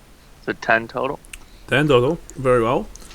You've opened a huge gash on this man's arm. He yelped in pain, but to your surprise, he should have cried out, but it was just like a yell. Yelp. not yellow. So that was strange, but then it's your second attack. Okay, second attack. And goes towards minus the... 10 is still a hit? Yeah, he will try and dodge this time, because he tried to parry last time. You are going for his head, and this time he managed to jump away just in time. You would have removed the head from his shoulders if it weren't for that. Now we have the Acolyte, I believe. Yes. The Acolyte points towards you, Otto, and yells, "You die!" Oh, actually, wait, there was Tobias. I forgot about him. Actually, in that case, I won't make his turn, but I know what he's making. Otto, you have a free attack against him because Tobias turns around, points his turns his back at you, grabs the child, and runs towards the hole in the wall. You can strike at him. You have a free attack. Are we aware of the hole in the wall? Yeah, I told you about that before. Okay. When you entered the room. Yeah. Yeah, that's just so. Otto, you have a free attack. You can do this right now. Oh. Oh. Did you have a luck? Yeah, I suggest using luck because that's a badge. Sean? Do you have a luck? Sorry, I was muted and then I tried to unmute and somehow double hit it. I do not have a luck left. Remember, I used it early on. Okay. So. I could, if this is crucial, I can volunteer luck to you. Not this time. Sorry, guys. Not this time. Oh. Actually, no. I'm gonna hold on to it. Yeah, you need it. Yeah. Generally speaking, I allow for other people to use luck for their comrades only when said comrades, for example, have no fate points. But even then, not every time. So, sorry, Sean, roll d10 for me. Actually, it will be much more interesting if you roll this. 5, thank you. You've tried to strike Tobias, but you've overreached and you almost stumble, twisting your ankle in the effort. You lose one movement, and you will be after the black-clad man for the next 5 rounds. Okay. So you'll be right before Vrentar. You hiss with pain, and unfortunately you saw that Tobias grabbed Karl, and he rushes with him, while the child is screaming and slamming his little hands on the villain's head. He is, rushing with him towards the hole in the wall. And now we have the Acolyte, who is facing you. He has a mace in his hand, by the way. Oh no, actually, sorry, he doesn't. He has it at his belt. I didn't say that he is, that he is pulling the mace out. That said, he is aiming his outstretched head at you, while also drawing the mace with the other hand. Thank you. You see before him, laying on the floor, is the horrible necklace. The necklace that poor Anzel Vorman, which you were told about, tried to use on his beloved. And this is the necklace which is tainted with the power of darkness. The Acolyte, screeches, "You will die here, dog!" And he blasts you, or he tries to blast you with the Eldritch power, and he manages to do so. Once more, a bolt of black light flies towards you. Let's see. It goes right towards your 0-1, so it might not be too bad for you, honestly, because who's he firing at? Otto. Oh, they go towards your eyes. No, actually, sorry, I ran 0-1, so it goes towards your neck. Now, what this means is that we won't count this as a double, but the damage is +3. I roll damage, I add his strength, and then I add additional 3. Just so you know. Okay. You are trying to desperately avoid the blow, but the bolt of dark light is just too fast for you. And it's 14 total. Okay. So that means that I take, I think, 7 to the neck. Okay, because Minus remember, 7. you have armor, you have toughness, you have everything, and this is not times 2. Right. So 14, and then my toughness is 4, my armor is 3. So so I'm minus 7. No, neck. if your toughness is 4 and your armor is 3, so it's 7, and it's for 13 damage. So it's I thought you minus. said it was 14 damage, so minus 6. Okay. I think so. No, yeah, it's 14. Sorry, my bad. Yeah. So it's minus 7 critical to my neck. Okay. Do you wish to take critical, or do you wish to simply tap out, or maybe spend fate to avoid the blow altogether? I guess I might as well spend fate to avoid the blow altogether, because otherwise I'm just out of the fight and we're probably gonna die. So. Yeah, I mean -7 is pretty big. That's the thing, is if I took that critical, I think I would just have my head blown off. Not gonna lie about it. All right, you see in slow motion the dark bolt of light flying towards you, but then suddenly your vision is filled with a huge silhouette of cold and white fur flying in front of you. You hear the bolt slamming into the mighty flesh of a powerful white wolf, and the creature simply disintegrates into the air, into a shower of white ice crystals. The acolyte stands there, his disgusting vomit-crusted mouth is opened ajar in surprise. He's like, "How?" And you are safe for now. You can still do this. Unfortunately, your ankle is sprayed, so yeah. Now we have the.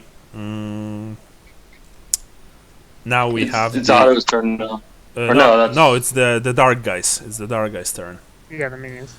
All right. So as I've told before, one of the minions fell, so there are only 11 of them, and 6 of them were fighting the mutants, I believe. Right?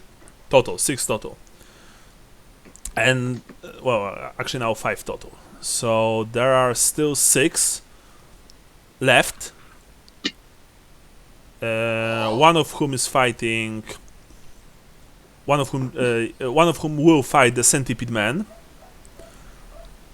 One of whom fights Vrentar. One of whom fights Francisco. So, according to my poor math, only 3 are left to do something else, right?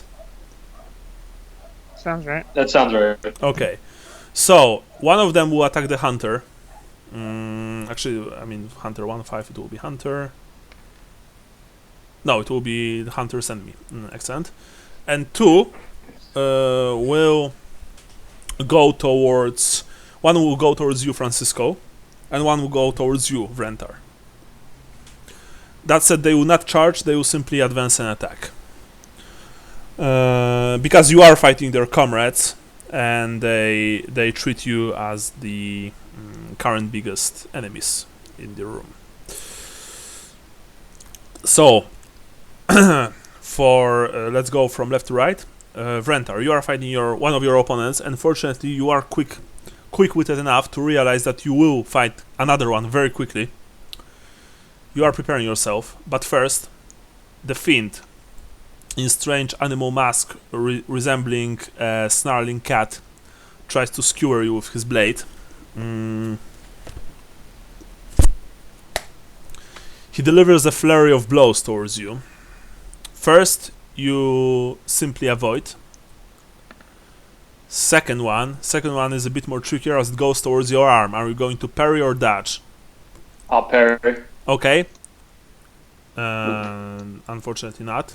You try and parry, but this man or woman, you're not really sure because of the clothes. By the way, these assailants are very nimble and thin. So it's kind of hard for you to really discern if you are fighting males or females here. Anyway, this man's blow simply slips around your guard and goes right towards your right arm. And it's 7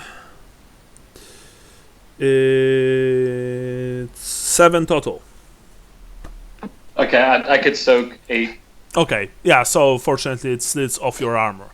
But now another opponent enters the fray. This one is wearing the mask of an owl. And it tries to deliver a punishing blow towards you. Fortunately, you are too seasoned of a fighter. You simply block it with the head of your burning hammer. Francisco, you're up. You are fighting against your opponent. Yep.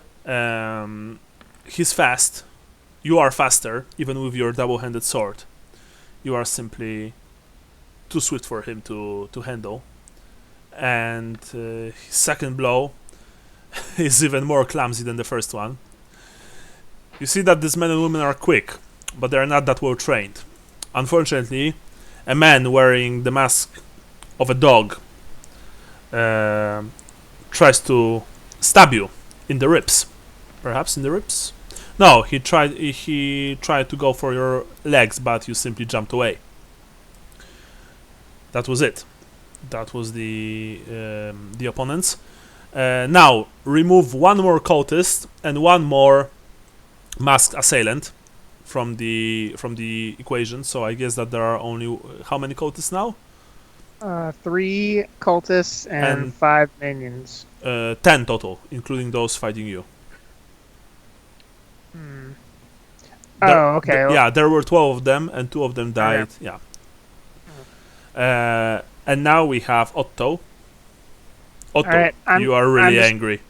Yeah, I'm gonna smash this acolyte, dude. He's in front of me, and I got the blood rage. You need to approach and attack him, because you were, if you look on the map, you were standing before Tobias, who was on the left, the green X on the left, and the acolyte is the like bluish X on the right. Oh, okay. So yeah. Well, whoever I thought it was reversed.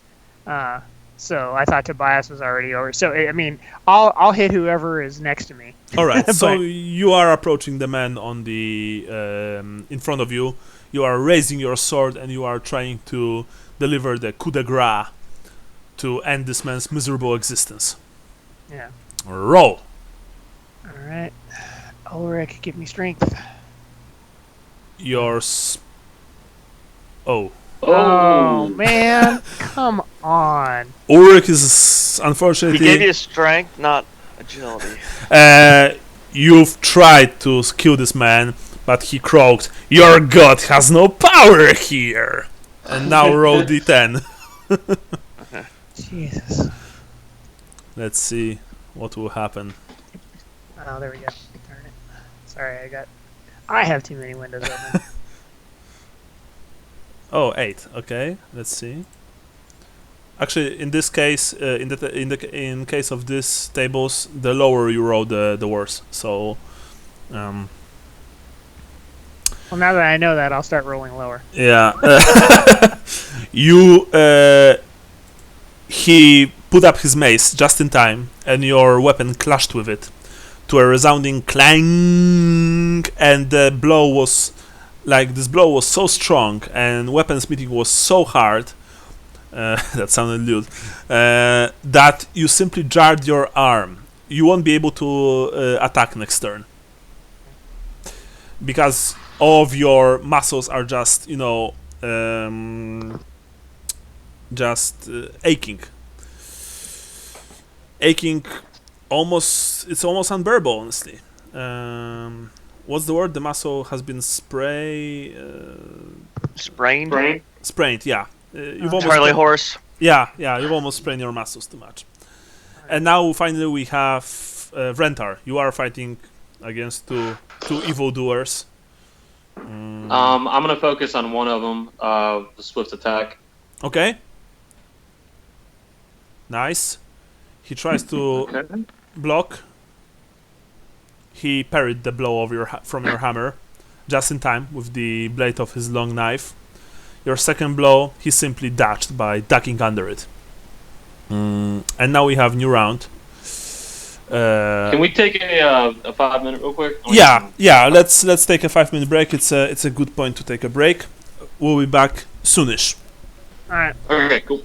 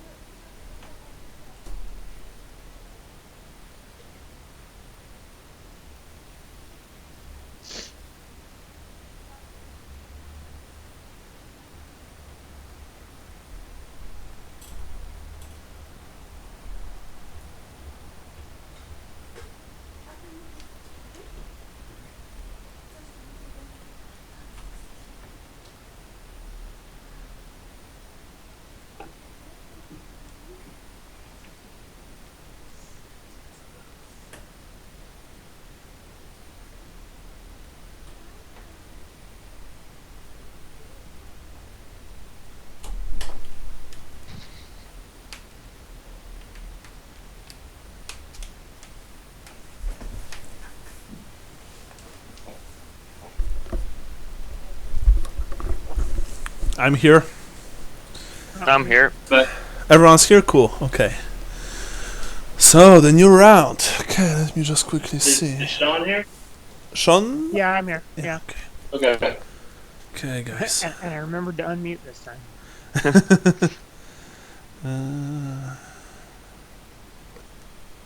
Just quickly see. Yeah, we are returning to combat. Oh, okay. Otto, you saw that a live shape jumped on the altar right to your right, ran on it, somersaulted behind the man, and is preparing to engage him. A beautiful young woman. You can see her now very clearly. Beautiful young woman with dark hair and very pale skin, wearing black clothing cut for a man, as well as couple rings on her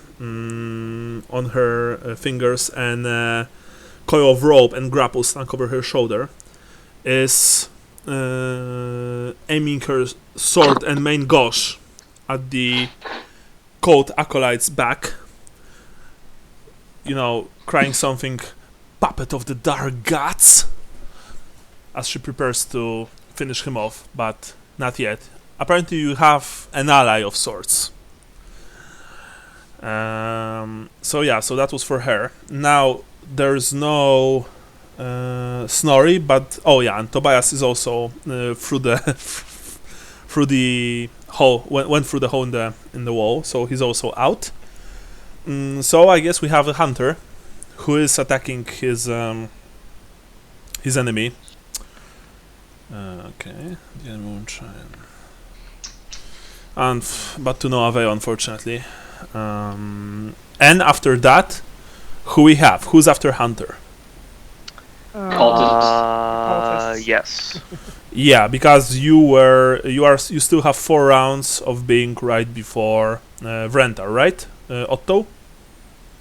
I believe. Yeah, but the cultists were before me anyway. Yeah, they were before you. Okay. Yeah, it's cultists, then Francisco. Okay. So cultists will try and finish this man off. No. Second strike. Yes. He will try and dodge. No. Okay. Oh, okay. 12. With a pang of sadness, all of you saw this. The last Jaeger fell to the ground. The cultist blow simply smashed his shoulder blade and drove splinters of his bone into his heart and lungs. He fell in this abominable place right next to his comrades, gurgling blood. This man saved you when you needed it the most, and they've helped you all the way selflessly, and that was the reward. Grim and painful death in some horrible, heretical, hidden temple deep underground. Truly, there is no justice in this world.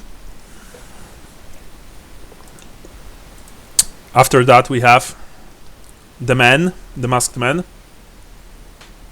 or the acolyte. Francisco. No, yeah, sorry, it's Francisco, then the acolyte, then the masked man, then okay.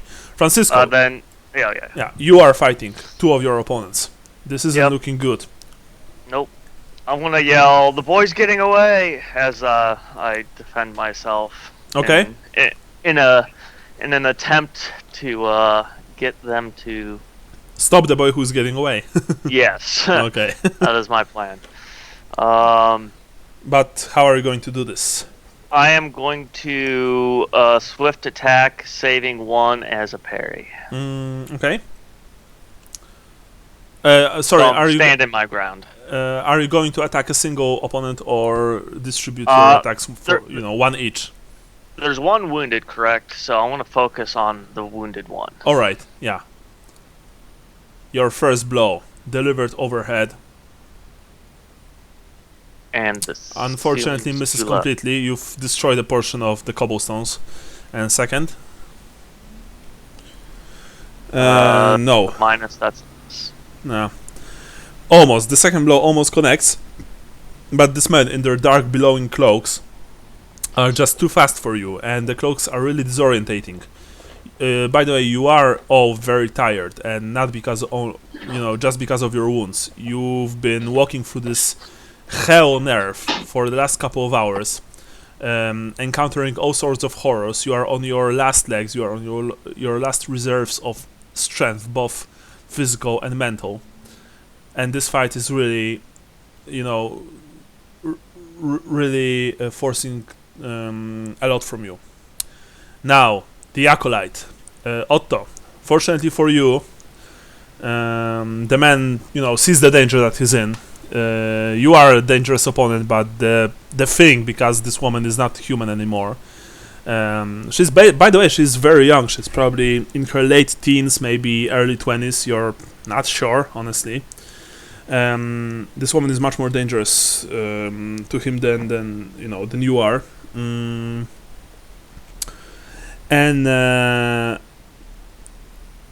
so he points his hand towards her. And a nimbus of dark light appears, but at the same time, he is trying to hit you with a hammer. I mean, with his mace. Okay. He is basically multitasking. By the way, looking close at him, you see that he has a ring on his hand. It's this ring is like a signet, cheaply made. Probably it's probably supposed to be it probably is supposed to make the bearer look like a nobility or maybe like a rich family man. It's on his right hand, and you remember that as you were that before you've met Rentar and Snorri in the forest, you together with Francisco you've passed through the town of Kichdolf, where you've met a man who asked you to find his son. And he showed you, because his son ran away one night, and he told you, this man was very heartbroken because his only child went missing. Actually, he was sure that beastmen kidnapped him. And even though he almost lost hope that he will ever see his son again, he still clings to the last shreds of it. And he showed you the ring that he has on his hand. His son has the same. It is this ring. Poor Johann, because his son was named Johann, probably wasn't kidnapped by beastmen. Poor Johann chose his own fate. The dark fate. Anyway, the man, Johann, or perhaps, who knows, maybe it's someone who simply took this ring from him, you don't know, tries to blast the woman with his heretical powers. Unfortunately, he fails because he's too concentrated on hitting you with the mace. Of course. No, yeah, but fortunately, he's not as good of a fighter as his, the arcane wielder of the arts. So you block it easily, even with your sprayed ankle and your many wounds. So that's something. Now it's time for the black-clad killers. Yep. Rentar, your duo. They are simply trying to skewer you with their blades, but you've gotten their measure now, and you can pretty easily counter their attacks. The first one just misses horribly with his sword. You are able to outmatch him, but his colleague, he is a sly one, and he goes for your legs. Are you going to parry or dodge? That was parry or dodge? Yeah, that was parry. Sorry. Okay, sure. Fortunately, you saw that blow coming, and you've parried it with your hammer. That said, the second strike from this man goes towards your chest. You can dodge this. Nice. I don't think Oh, he no. dodged. Yeah. No, I didn't. Nah. And the man quickly, he quickly pulled up his sword and he jams it right into your chest for a total of 11. 11. I had 3 get through. 3 get through. So you were on 1 or you were on 0? I was on 1. You were on 1, Yes. so it's -2. You have no more fate, so you can only No, I take don't. critical. Add additional insanity point, and let's see how well this will go. 79 -2. Ooh, it's 9. Okay, need to open this. It's cutting damage. Chest. I will just make sure. Yeah. Is this cutting? Yeah. Sorry. The weapon sliced deep into your belly and groin, puncturing the bladder. With a faint odor of ammonia, urine spills from the wound and onto the blade of your opponent. Make -10 willpower test. You have additional insanity point right now.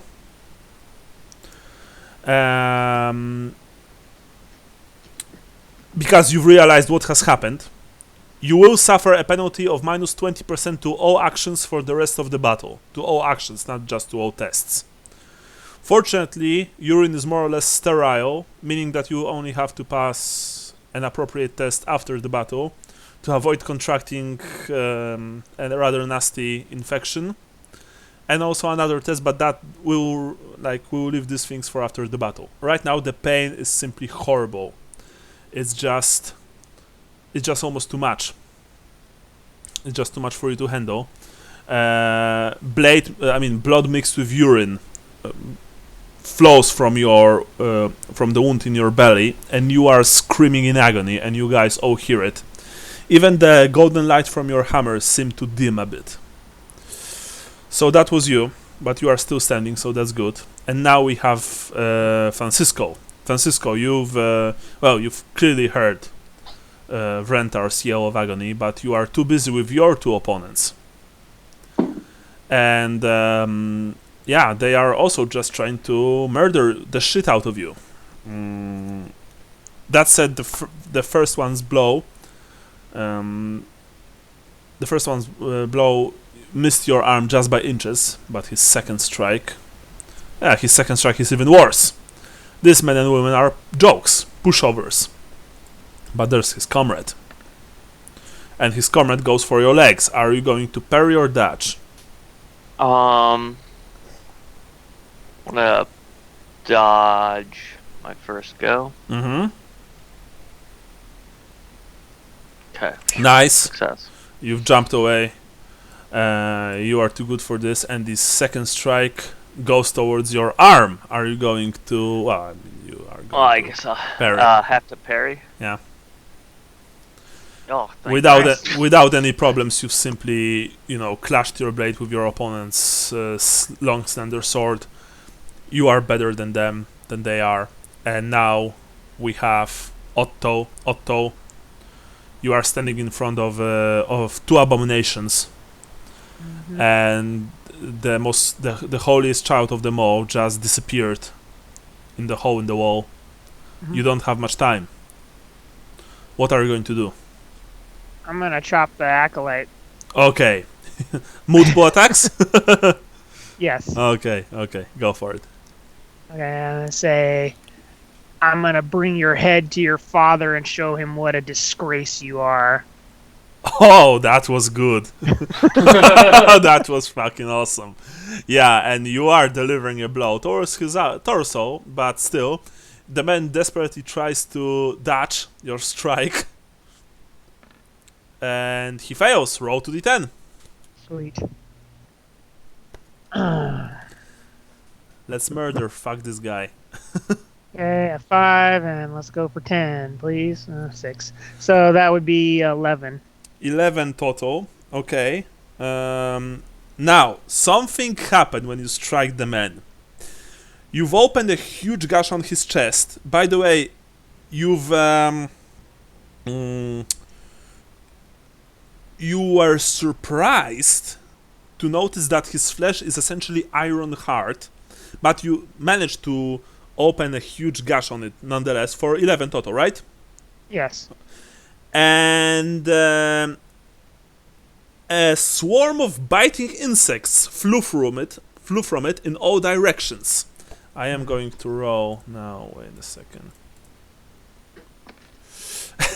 18 yards total, so I believe it just essentially covers I think the entire room. That's bad news and good news because oh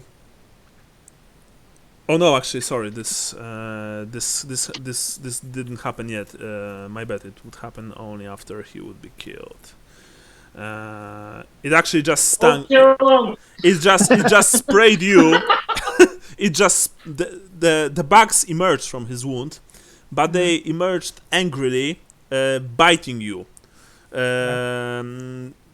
Just a swarm of hornets.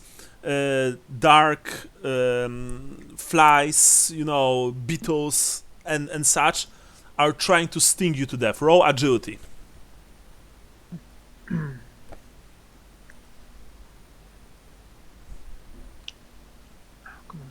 Let's see. Agility, boink. Nope. Unfortunately not. So this means that you are taking damage, but of course the damage is stopped by armor and toughness, so don't worry. 8 points total, and you take a -10 penalty to all tests until you spend half action to brush the pests away. They've simply covered you head to foot, and they are trying to, force their way into every crevice and into every orifice, nook and cranny, and just sting you to death. It's extremely painful. It's 8 points total of damage. Okay, so with toughness and armor, only 1 gets through. So you're on -1. Mm-hmm. So insanity point, of course, you gain insanity point, and you have to take the crit. Yeah. By the way, guys, how much time do you have today? I just want to, know like this. I'm flexible. I can keep going a little later if need be. Yeah, I could probably go another half hour, 45 minutes or so. Okay. Yeah. Okay. So that sounds good. Excellent. Okay. Let's see now the. Okay. So it's only -1. And I think this will be piercing damage, honestly. Not even close, because, that would be rather silly.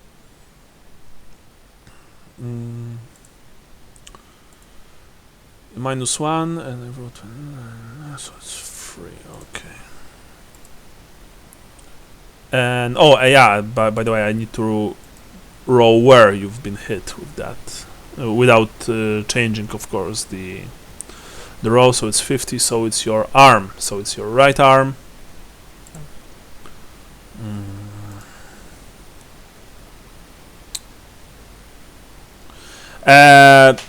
They've mainly stung your right arm, actually your right forearm, very badly, opening, you don't know how, a couple of rather wide gashes.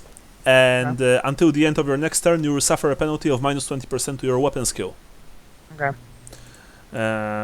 But yeah, you've managed to deliver this blow towards this man, and I think now it's your second attack, right? Yeah. So. Okay. So let's see. So I already had -15, -25, -45, if all of that is taking effect. Why minus 45? You have minus 15 from. I have I have a regular minus 5 to all tests, and then minus 10 for my second attack. Yeah. And then minus 10 from the bugs themselves, and then minus 20 for them stinging me. Right. Okay. So that's minus 45. Okay. Yeah. So. I got a chance. Yeah. I'm not. Let's see. Minus 45. Huzzah! Might be worth refusing versus botching. If you declare a strike, you must strike.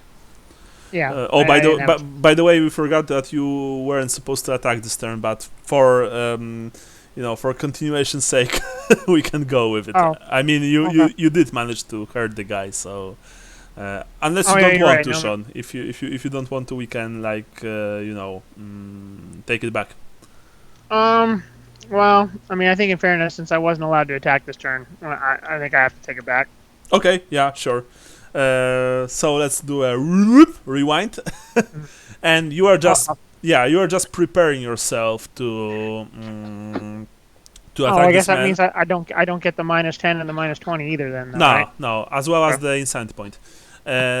So you can, for example, declare parry if you wish so, or defensive stance, because this man perhaps will try and strike you with his mace again. Yeah. Okay. I'll do defensive stance then, since I'm sort of incapacitated. Yeah. Okay. That's excellent choice. Right. So that was it. After Otto is Rentar, I believe. I want to swat at the guy that just stabbed me with split attack. Okay. You have minus 20%. Remember. Yeah. Okay. First one misses. Second one misses. The pain in your abdomen is almost too much for you to bear, and it's getting really hard to concentrate on doing anything. Your blows are slow. You are slowing down. And now we have next round. We have the Lady in Black. Lady in Black. And Lady in Black will try and attack the Acolyte. She gets a bonus from you, Otto, because you're still locked in combat with him. As well as she gets a bonus from other things. She will do multiple attacks on him. First attack. Nice. The man will try, because you didn't attack him, he will try and dodge, because that's the only thing, honestly, that he can do. No.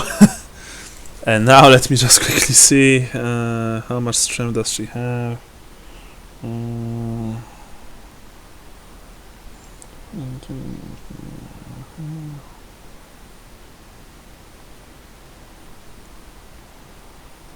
Yeah.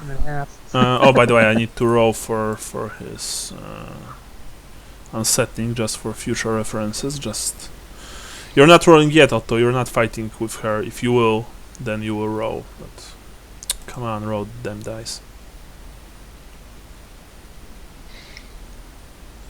Maybe I will.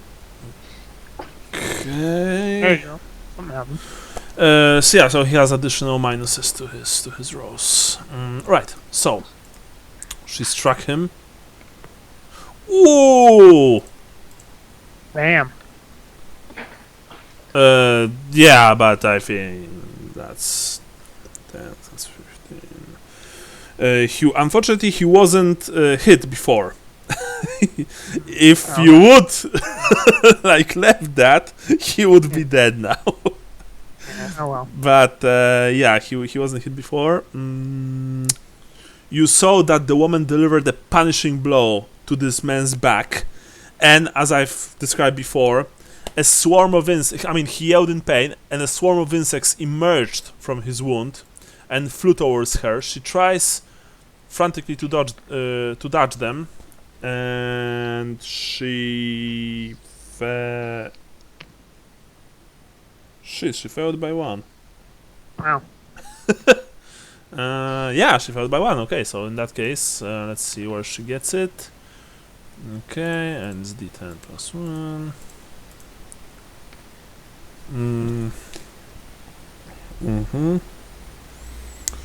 Yeah, the insects like covered her. She curses, but she's still delivering the second blow.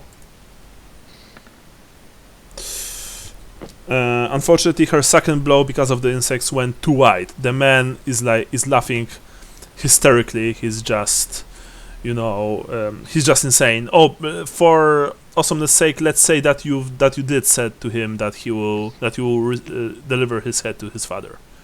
Mm-hmm. That was pretty good. That was it. And now after him are since it's next round, remove another mutant and another black masked villain. So I think there are only two mutants left. Yeah, that's what I got. All right. All of you, those of you who are still standing, see that this fight, at least for the cultists, is almost over. And who knows what will be next, if the black-clad killers will descend upon you, or if they'll, do something else. You're not sure. Anyway, who's after her? After her, okay.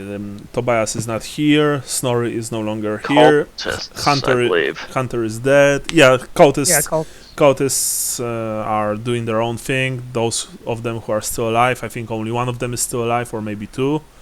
I'm not sure. So they are, fighting for dear life.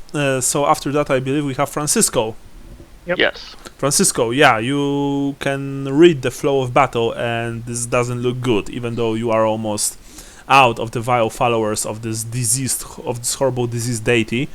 There's this monster in human flesh, in the flesh of a very pretty girl, honestly, who, by the way, speaks with a strange accent. When she spoke those words about boy being champion of the night, she's not impure, you're almost sure. And there are her followers. But for now, you are locked in combat with two of them. What are you going to do? I want to say you're letting the boy escape, and I'm going to continue to hold my ground. Mm-hmm.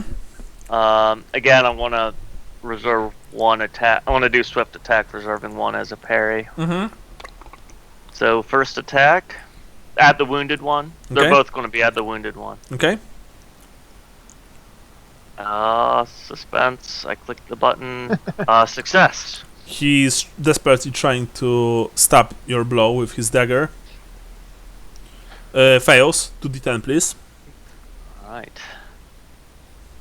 Oh!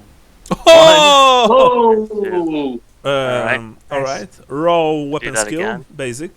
Nice. Success. Roll 2d10. I'll take that first one. I mean, that was enough. I hit him again? No, I'm still hitting him. Alright. That was enough. 26. You've loped off his right arm with a backswing. With an upper swing. And the blow went into his neck. You simply chopped off his arm and his head with a single blow. That was pretty sweet. And now we have them, I believe. The Acolyte. Sorry, there's the Acolyte still. Yeah. The Acolyte still does, yeah. The Acolyte turns around and vomits at the woman. He unleashes a stream of foulness, so horrible that the stench almost makes you gag, Otto. And by the way, this place is so horrible that all of you must fight the urge to void your innards through your mouth. By the way, Otto, you are trying also desperately to hold the contents of your stomach from exiting through your backside, because as you remember, you feel the coming of the shits. Yeah. Anyway, the spray of corrosive vomit completely covers the woman, as the man also tries to invoke the power of his god against her.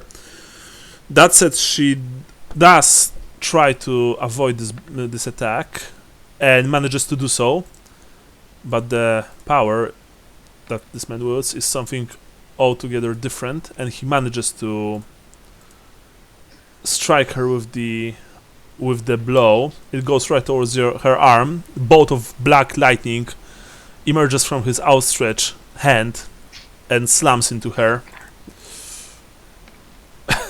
and dissipates against her. Does nothing at all. Just singes her black leather jerkin. And after that, we have, I believe, the men and women who are fighting against you guys. Yeah, the minions. Alright, so, Vrentar, first you. The first blow flies towards your chest. Parry or dodge? I'm gonna try and parry, but I'm minus 20. Oh, what happened to my? Yeah, Oh, the never mind. roll 20 is just funky today. Yeah, you've passed. You've made it. passed. Nice. Excellent. That said, there's a second strike from this man. But fortunately, wait. It hit. No. I rolled 54. Yes. Yeah. So it misses. So it. Yeah, it misses. Just barely. The second strike from this man misses your arm, but there's his colleague, and his colleague is also trying to give you bad time. He goes for your legs. I'm gonna have to dodge. Yeah, minus I need 20. a 21. Unfortunately, this blow connects, and the blade crushes into your leg. Ooh. Oh! Son of a bitch. Yeah, he passed. For 19 damage total. Do you have any fate? Yeah. No. I mean, 9. I'm -8. I can volunteer a luck. Or -18, I mean. You No, wait. 19, you are Um, minus 15, I believe, or 14. -11. Yeah. You said it's 19 damage total? Yeah, 19 Yeah. damage total. I have 8 between toughness and armor, so that's 11. Okay, well, I mean, Jason, at this point, you'd have to give him a fate point, not just luck point. So... To reroll his dodge. I would say save your fate. I mean, at this point, he can't reroll. I've rolled damage. It's like Oh, okay. we can't go back that long. Hold on to your fate, like if this doesn't kill me, the next round will. Yeah, I'm going to roll just to see. Okay. It's gonna be glorious. 15. This is cutting damage. May the twin-tailed comet soar. Yeah. Here it is. The second man was the death of you, because his strike, simply put, lodged. I mean, the blade from his second strike, from the second man's strike, lodged deeply into your pelvis, severing the leg near the body and driving into the opposite leg. You are dead from traumatic shock and massive loss of blood before you hit the ground. And that is the story of Vrentar Morrison, Priest of Sigmar. But you did your duty. And now we have those two fighting, actually one of them fighting Francisco. The man is not so sure about his chances anymore, but he still manages to land a blow against your chest. Are you parrying or dodging? Francisco? Oh, sorry, mute. I'm going to dodge. Okay, No, I'm not. I am going to use a luck. okay. Nice. Nice. How much luck do you have, by the way? That was my first of 3. Okay. And his second strike. Second strike missed your legs just by inches. Very nice. By the way, you saw what happened to Vrentar. And Right. Otto, you felt that, your fellow priest, maybe not of the same god, but still a man of faith, is no longer with you. This accursed place took another good soul from this world.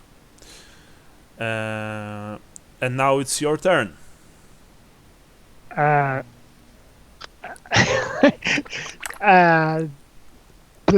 Otto just howls in rage. He doesn't know, he's beside himself, and he's just gonna start smashing his sword into the acolyte. All right. So I guess multiple attacks. Yeah. Okay. All right. First attack. So I'm still only -5, right? Yeah.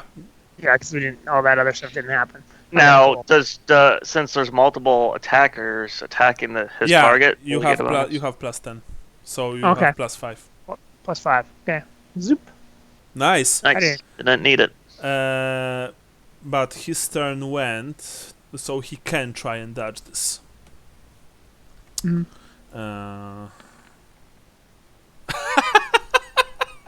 Oh, is that a pass or a fail? That's a botch. Okay. Sword up the butt. You've blacked out for a split second, Otto, and after you're done, you see that there is no longer a man standing in front of you. There's just a pile of minced meat. You've chopped the man so fast with such a horrible strength into so many pieces that even the insects filling his body have been eradicated by your fury. So they are not, they're not flying out from what's left of him. Thank goodness. And with bared teeth, you look at the horrible abomination standing in front of you, wearing the face of this beautiful girl. And she looks at you with this cocky expression, but you can see fear in her eyes, or at least, a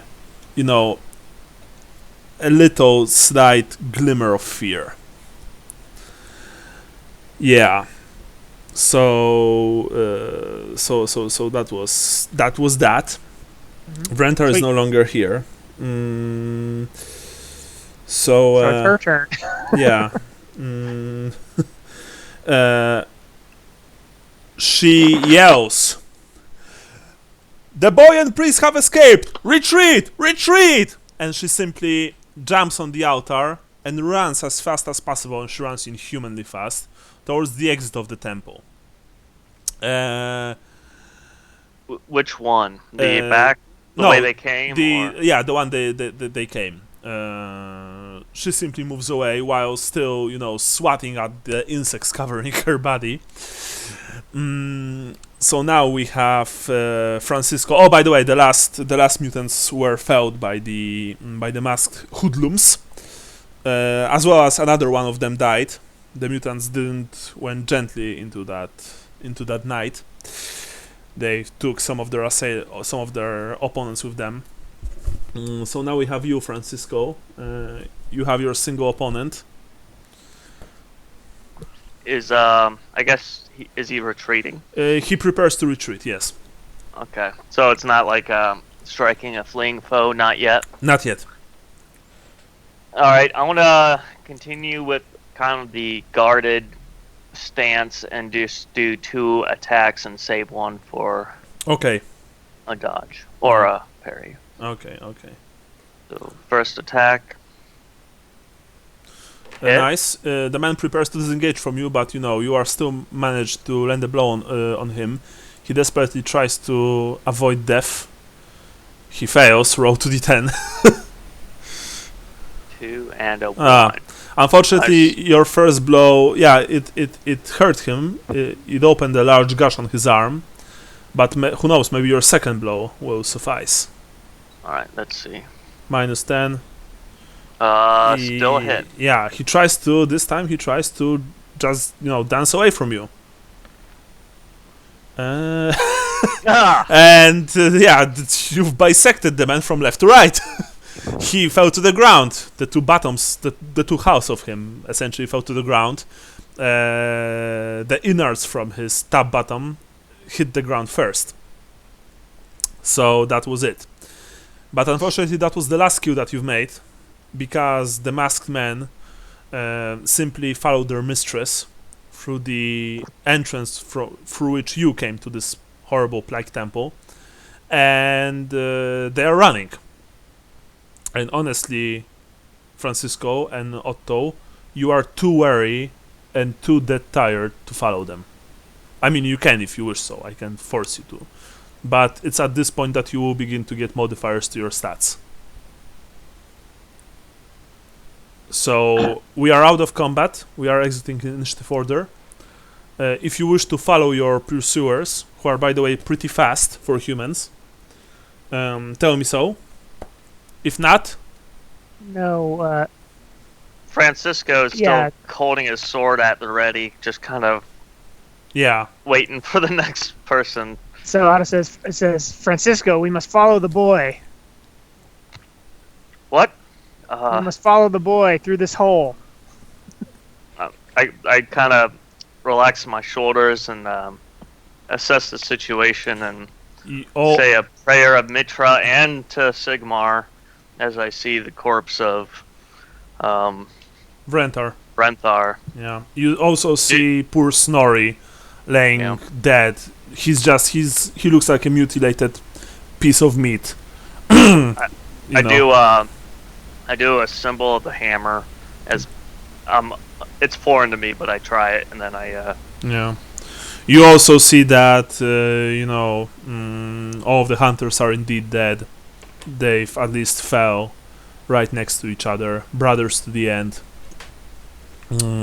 Otto, you are preparing to go through into the tunnels. Yeah. Will you wait for Francisco or will you go alone? Remember, you are under this boy's aura. I'm moving, but I'm kind of like trotting as slowly as exhausted.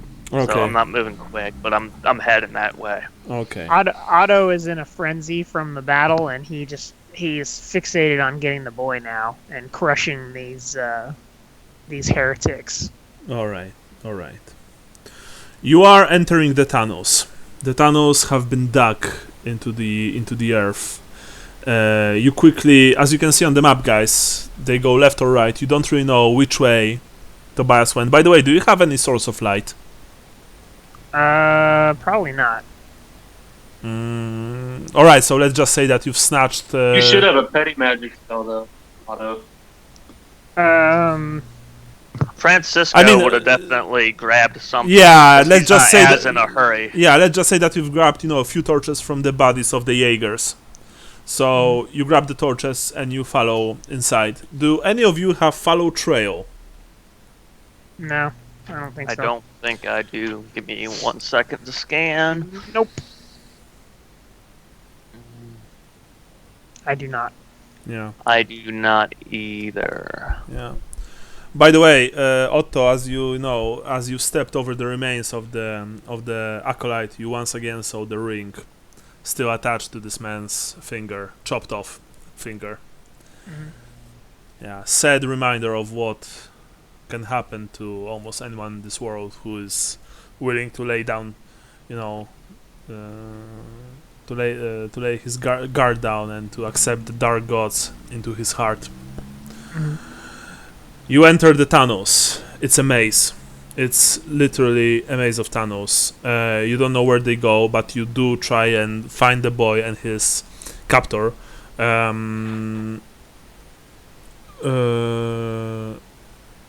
Okay, now I need to roll.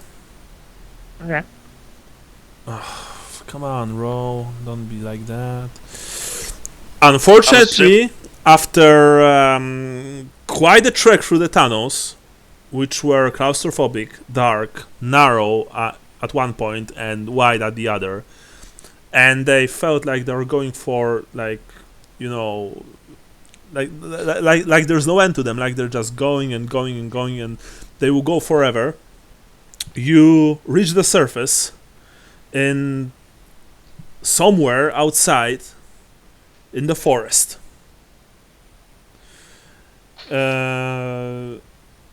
Yeah, and well, that's it. You've emerged somewhere in the forest. Okay. Deep in the Drakwold.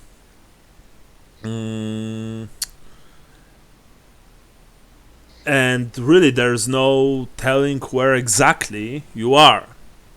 So you just go. You go somewhere. You need to go somewhere. You need to move. You can't stay here. This is Draco. This is, by the way, it's dark, so you are moving, with your torches that are almost dead by this point through the darkness. You don't know how long, how long it is until dawn, but you are moving. You are making your way somewhere. And after about 2 hours, an hour and a half after your torches have died, and you were, just moving through one of the most dangerous forests in the Empire, surrounded by complete darkness and strange alien sounds coming from all around you, including roaring, braying, and other worse sounds. You finally emerge. You finally emerge. Wait. Sorry, I need to. I've read this today, but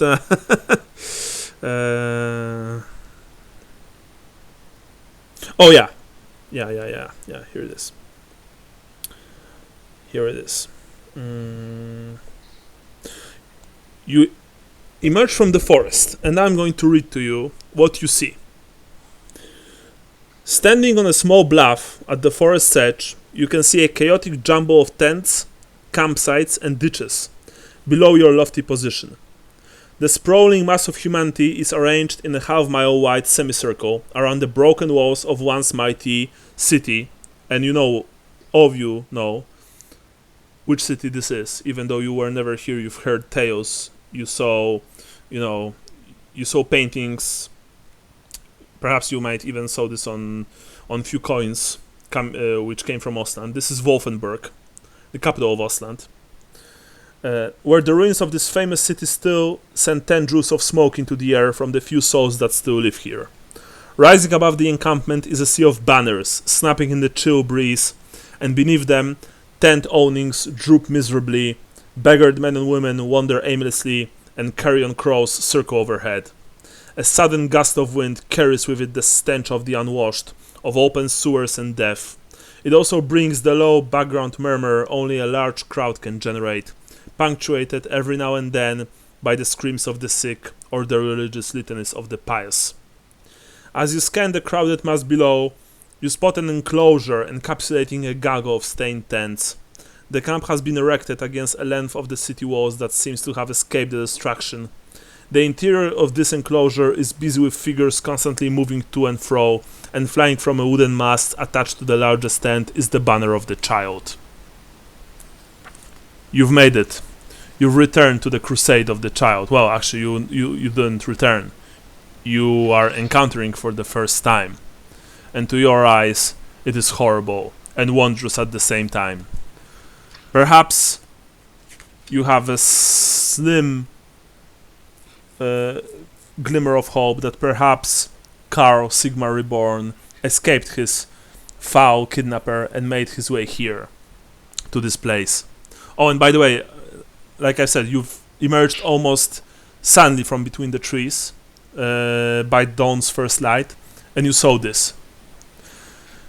Wolfenburg is essentially just, it's laying right next to a huge mountain range. I believe these are called the Middle Mountains, and they are really the only huge mountain range in this part of the empire, in Ostland. And as I've said before, it's in ruins. It's just destroyed. The camp has been erected against the only length of the city walls that seems to have escaped destruction. But even still, the capital of Ostland is no more. And so you've reached this place of forlorn hope, and the only sign of civilization for miles, well, to come, honestly. So yeah, so that's it. Okay. Yeah. Yeah, it's Middle Mountains. Yes. I was correct.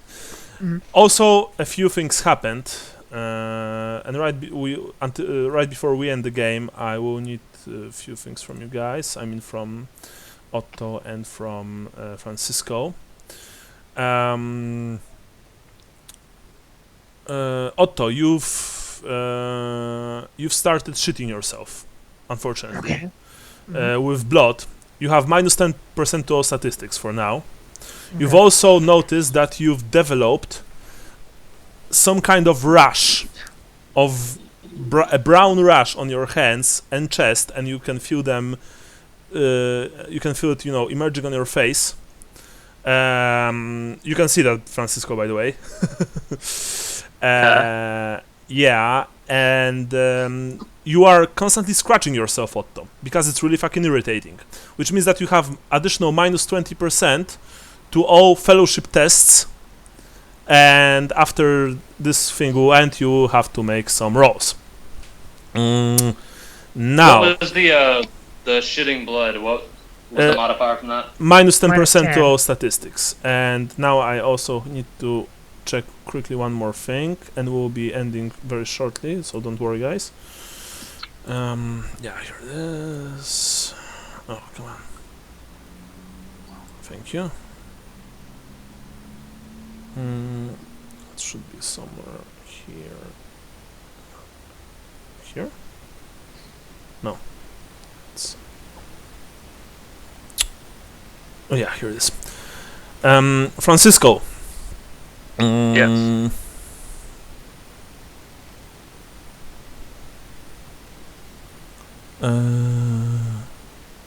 You also begin to feel bad. You begin to feel feverish and hot at the same time. And you begin to smell. Okay. Roll me toughness test. Okay. Nice. Very nice. Okay. So, other than that, you don't have to do anything. But that's not all, unfortunately, because there's this one. Yeah, there's this one thing.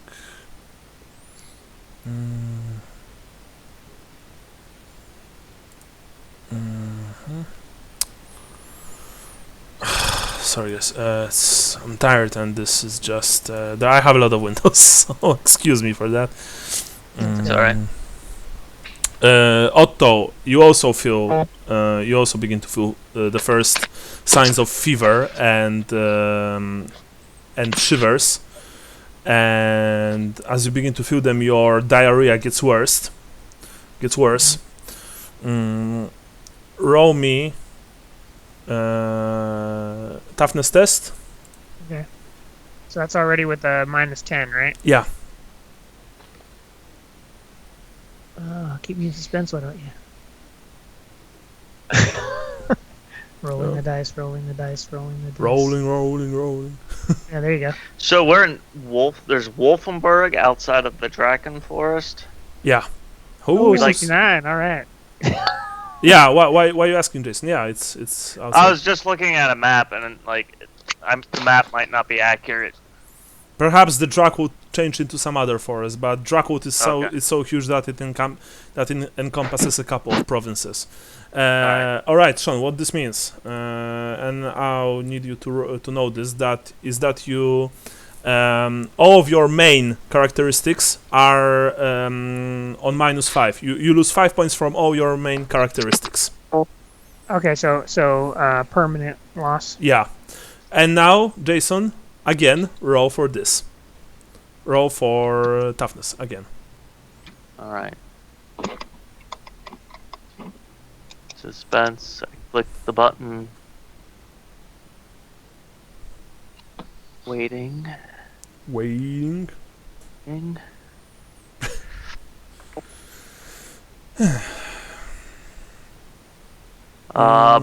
Yeah, you've passed. Barely. You've passed.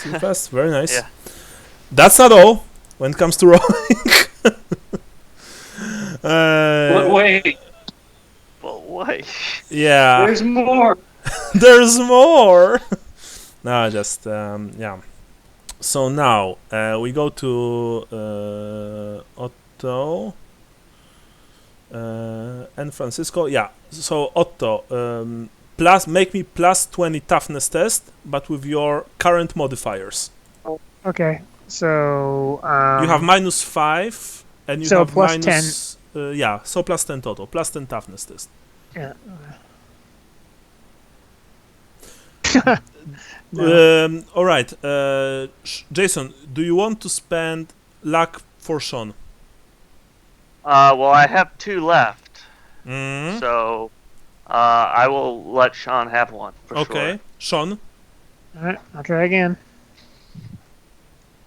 Excellent. And now, Jason, I would like you to make me a plus 20 toughness test as well. All right. Yeah, that'll pass. You passed. Excellent. So that these 2 rows were most important. Excellent. For a split second, both of you felt incredibly badly in places where the hornet stung you, which was almost everywhere. But you felt as if your bodies were revolting against you.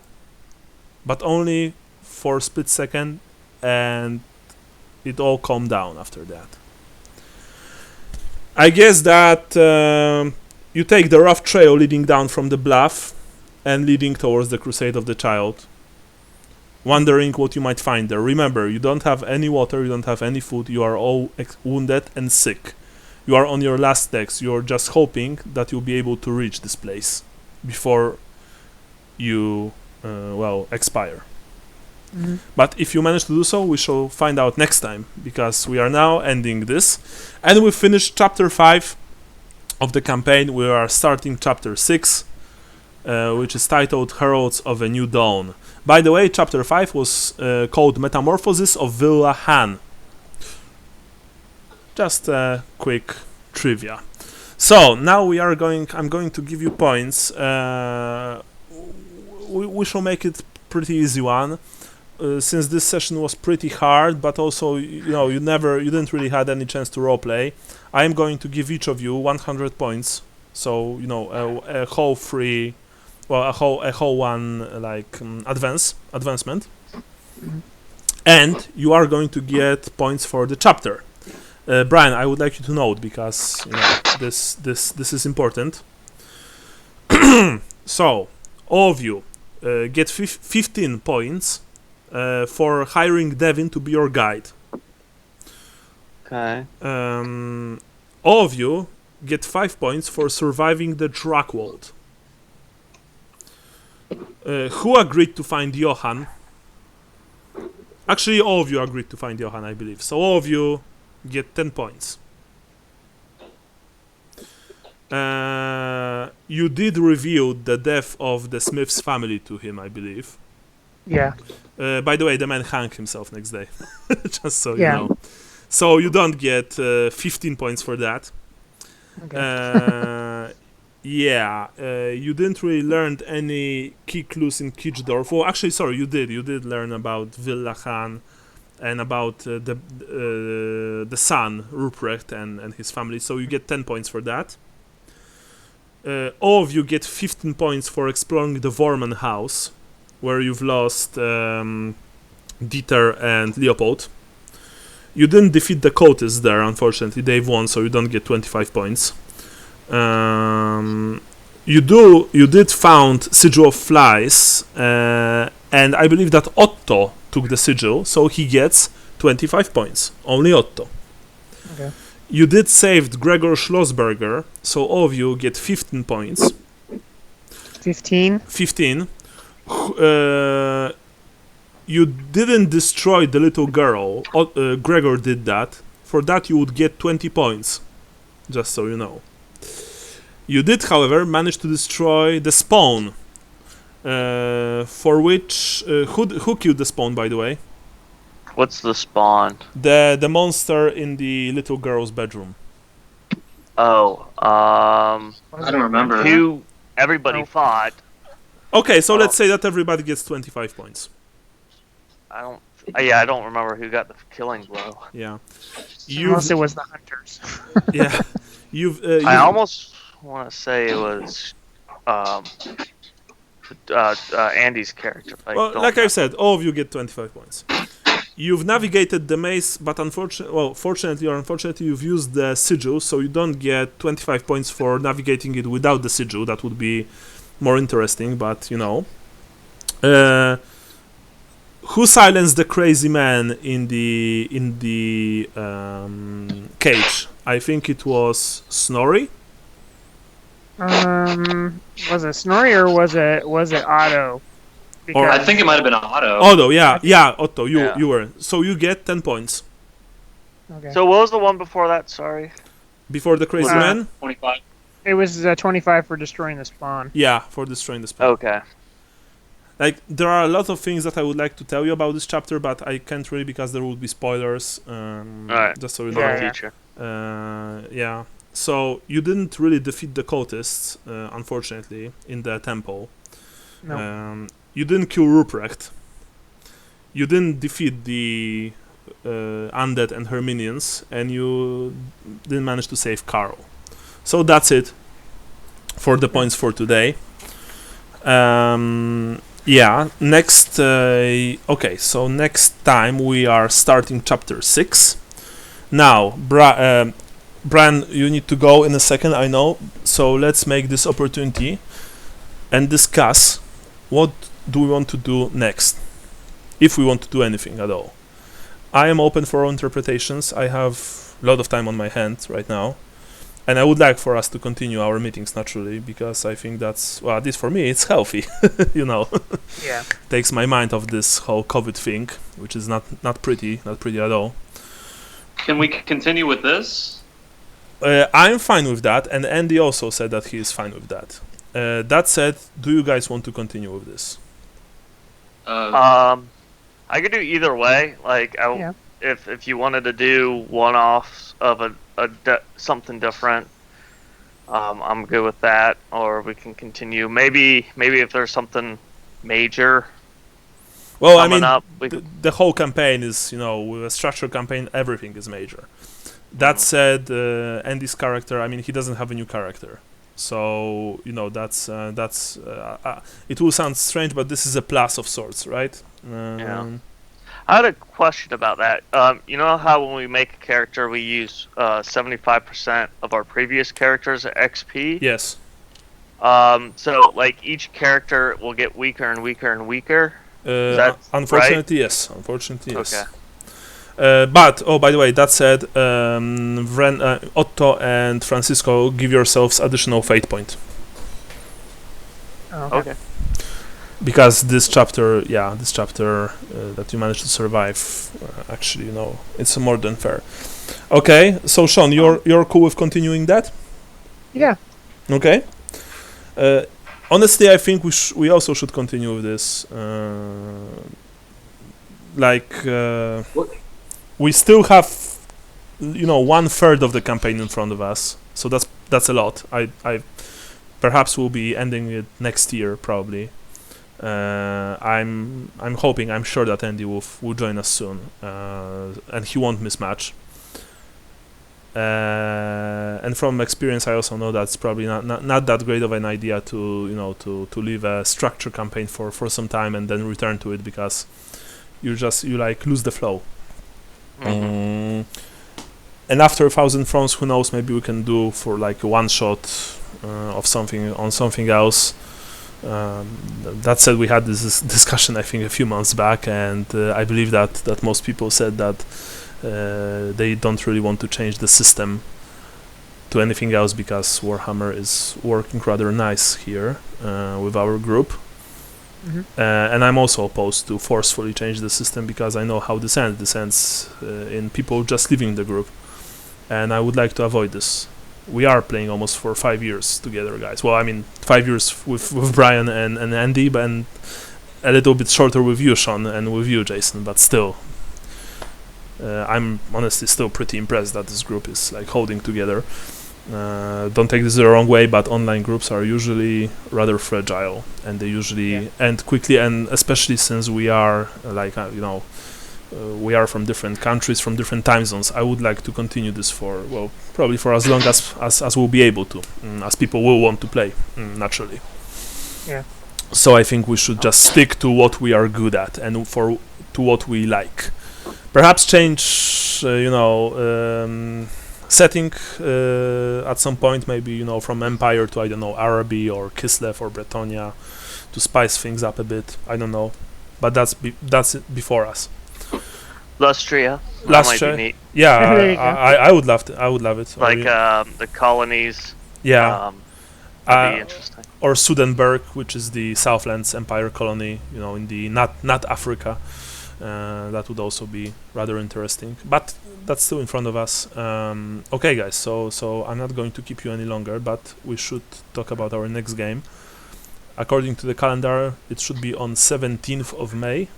If you are cool with that. If not, then please tell me. I am available. Yeah, I think 17th. Yeah, but at the moment, I should be available. Yeah? Yeah. Okay. And if not, I'll let you guys know. Okay. Brian, what about you? That works for me. Okay. Jason, are you going to... it's about work or something else? Well, I just don't, my schedule might change on the 15th, my work schedule, but I'll let you know if anything comes up. Okay. I don't know if they're going to postpone it or what, depending on how things are going. Okay, so just so you know, since we are playing in 3 players, one and a GM, if one player drops from now, we will either cancel the game and wait for all 3 of you to be available, or I can run a one-shot for those interested. For example, I mean it will probably be a one-shot of something that I know, and something that I can prepare quickly. So if you guys will be cool with that, just so you know, this is the backup plan that I have. Sounds good. Okay, excellent. Yeah. If you're all done, are you all done? Yeah, I'm done. I just want to say something at the end. I'm cleaning up my basement, and I have a lot of Warhammer stuff that I want to give away. Brian, I already talked to you, and I talked to Andy, but if any of you guys are interested in bits or anything like that, I'll just ship them to you. I know, Sean, you're in... I don't have a lot, but I got some interesting older Bretonian stuff. Okay, cool. You might be interested in that. Yeah, I definitely have. I have that army that I started, and I have some stuff that I haven't painted yet. But I'll sure. Okay. And then Brian, I told you a bunch of what I had. It's going to take a little while to get it all consolidated. And you too, Miguel. If there's anything you want, I don't mind shipping anything over. Yeah, I mean, you can make photos. I mean, shipping, from your place to mine, especially now, is kind of hard. So I would like to take a look at what you have, and maybe sometime in the future, maybe I can grab it if that's not too big of a deal. But I don't want to make problems because I think now international shipping is kind of wonky. I am still waiting for a couple of my packages, resin packages, stuff like that from other countries, and they're on hold up. So thank you, Jason, but for now maybe it's, oh yeah. If there's something that catches your eye, I can always put it to the side. Yeah. But I'm not asking for anything for this, so just I don't want to pitch it, and I don't want it to go to waste. So I figured you guys would make use out of it. Okay. Okay. Appreciate now it. all the nice stuff I'm going to hold on to. Yeah, you should. You should definitely.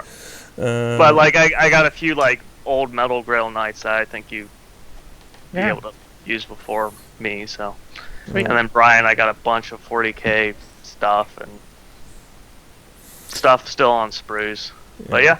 So make pics, send them to us. I would like just I would be even interested in what you have.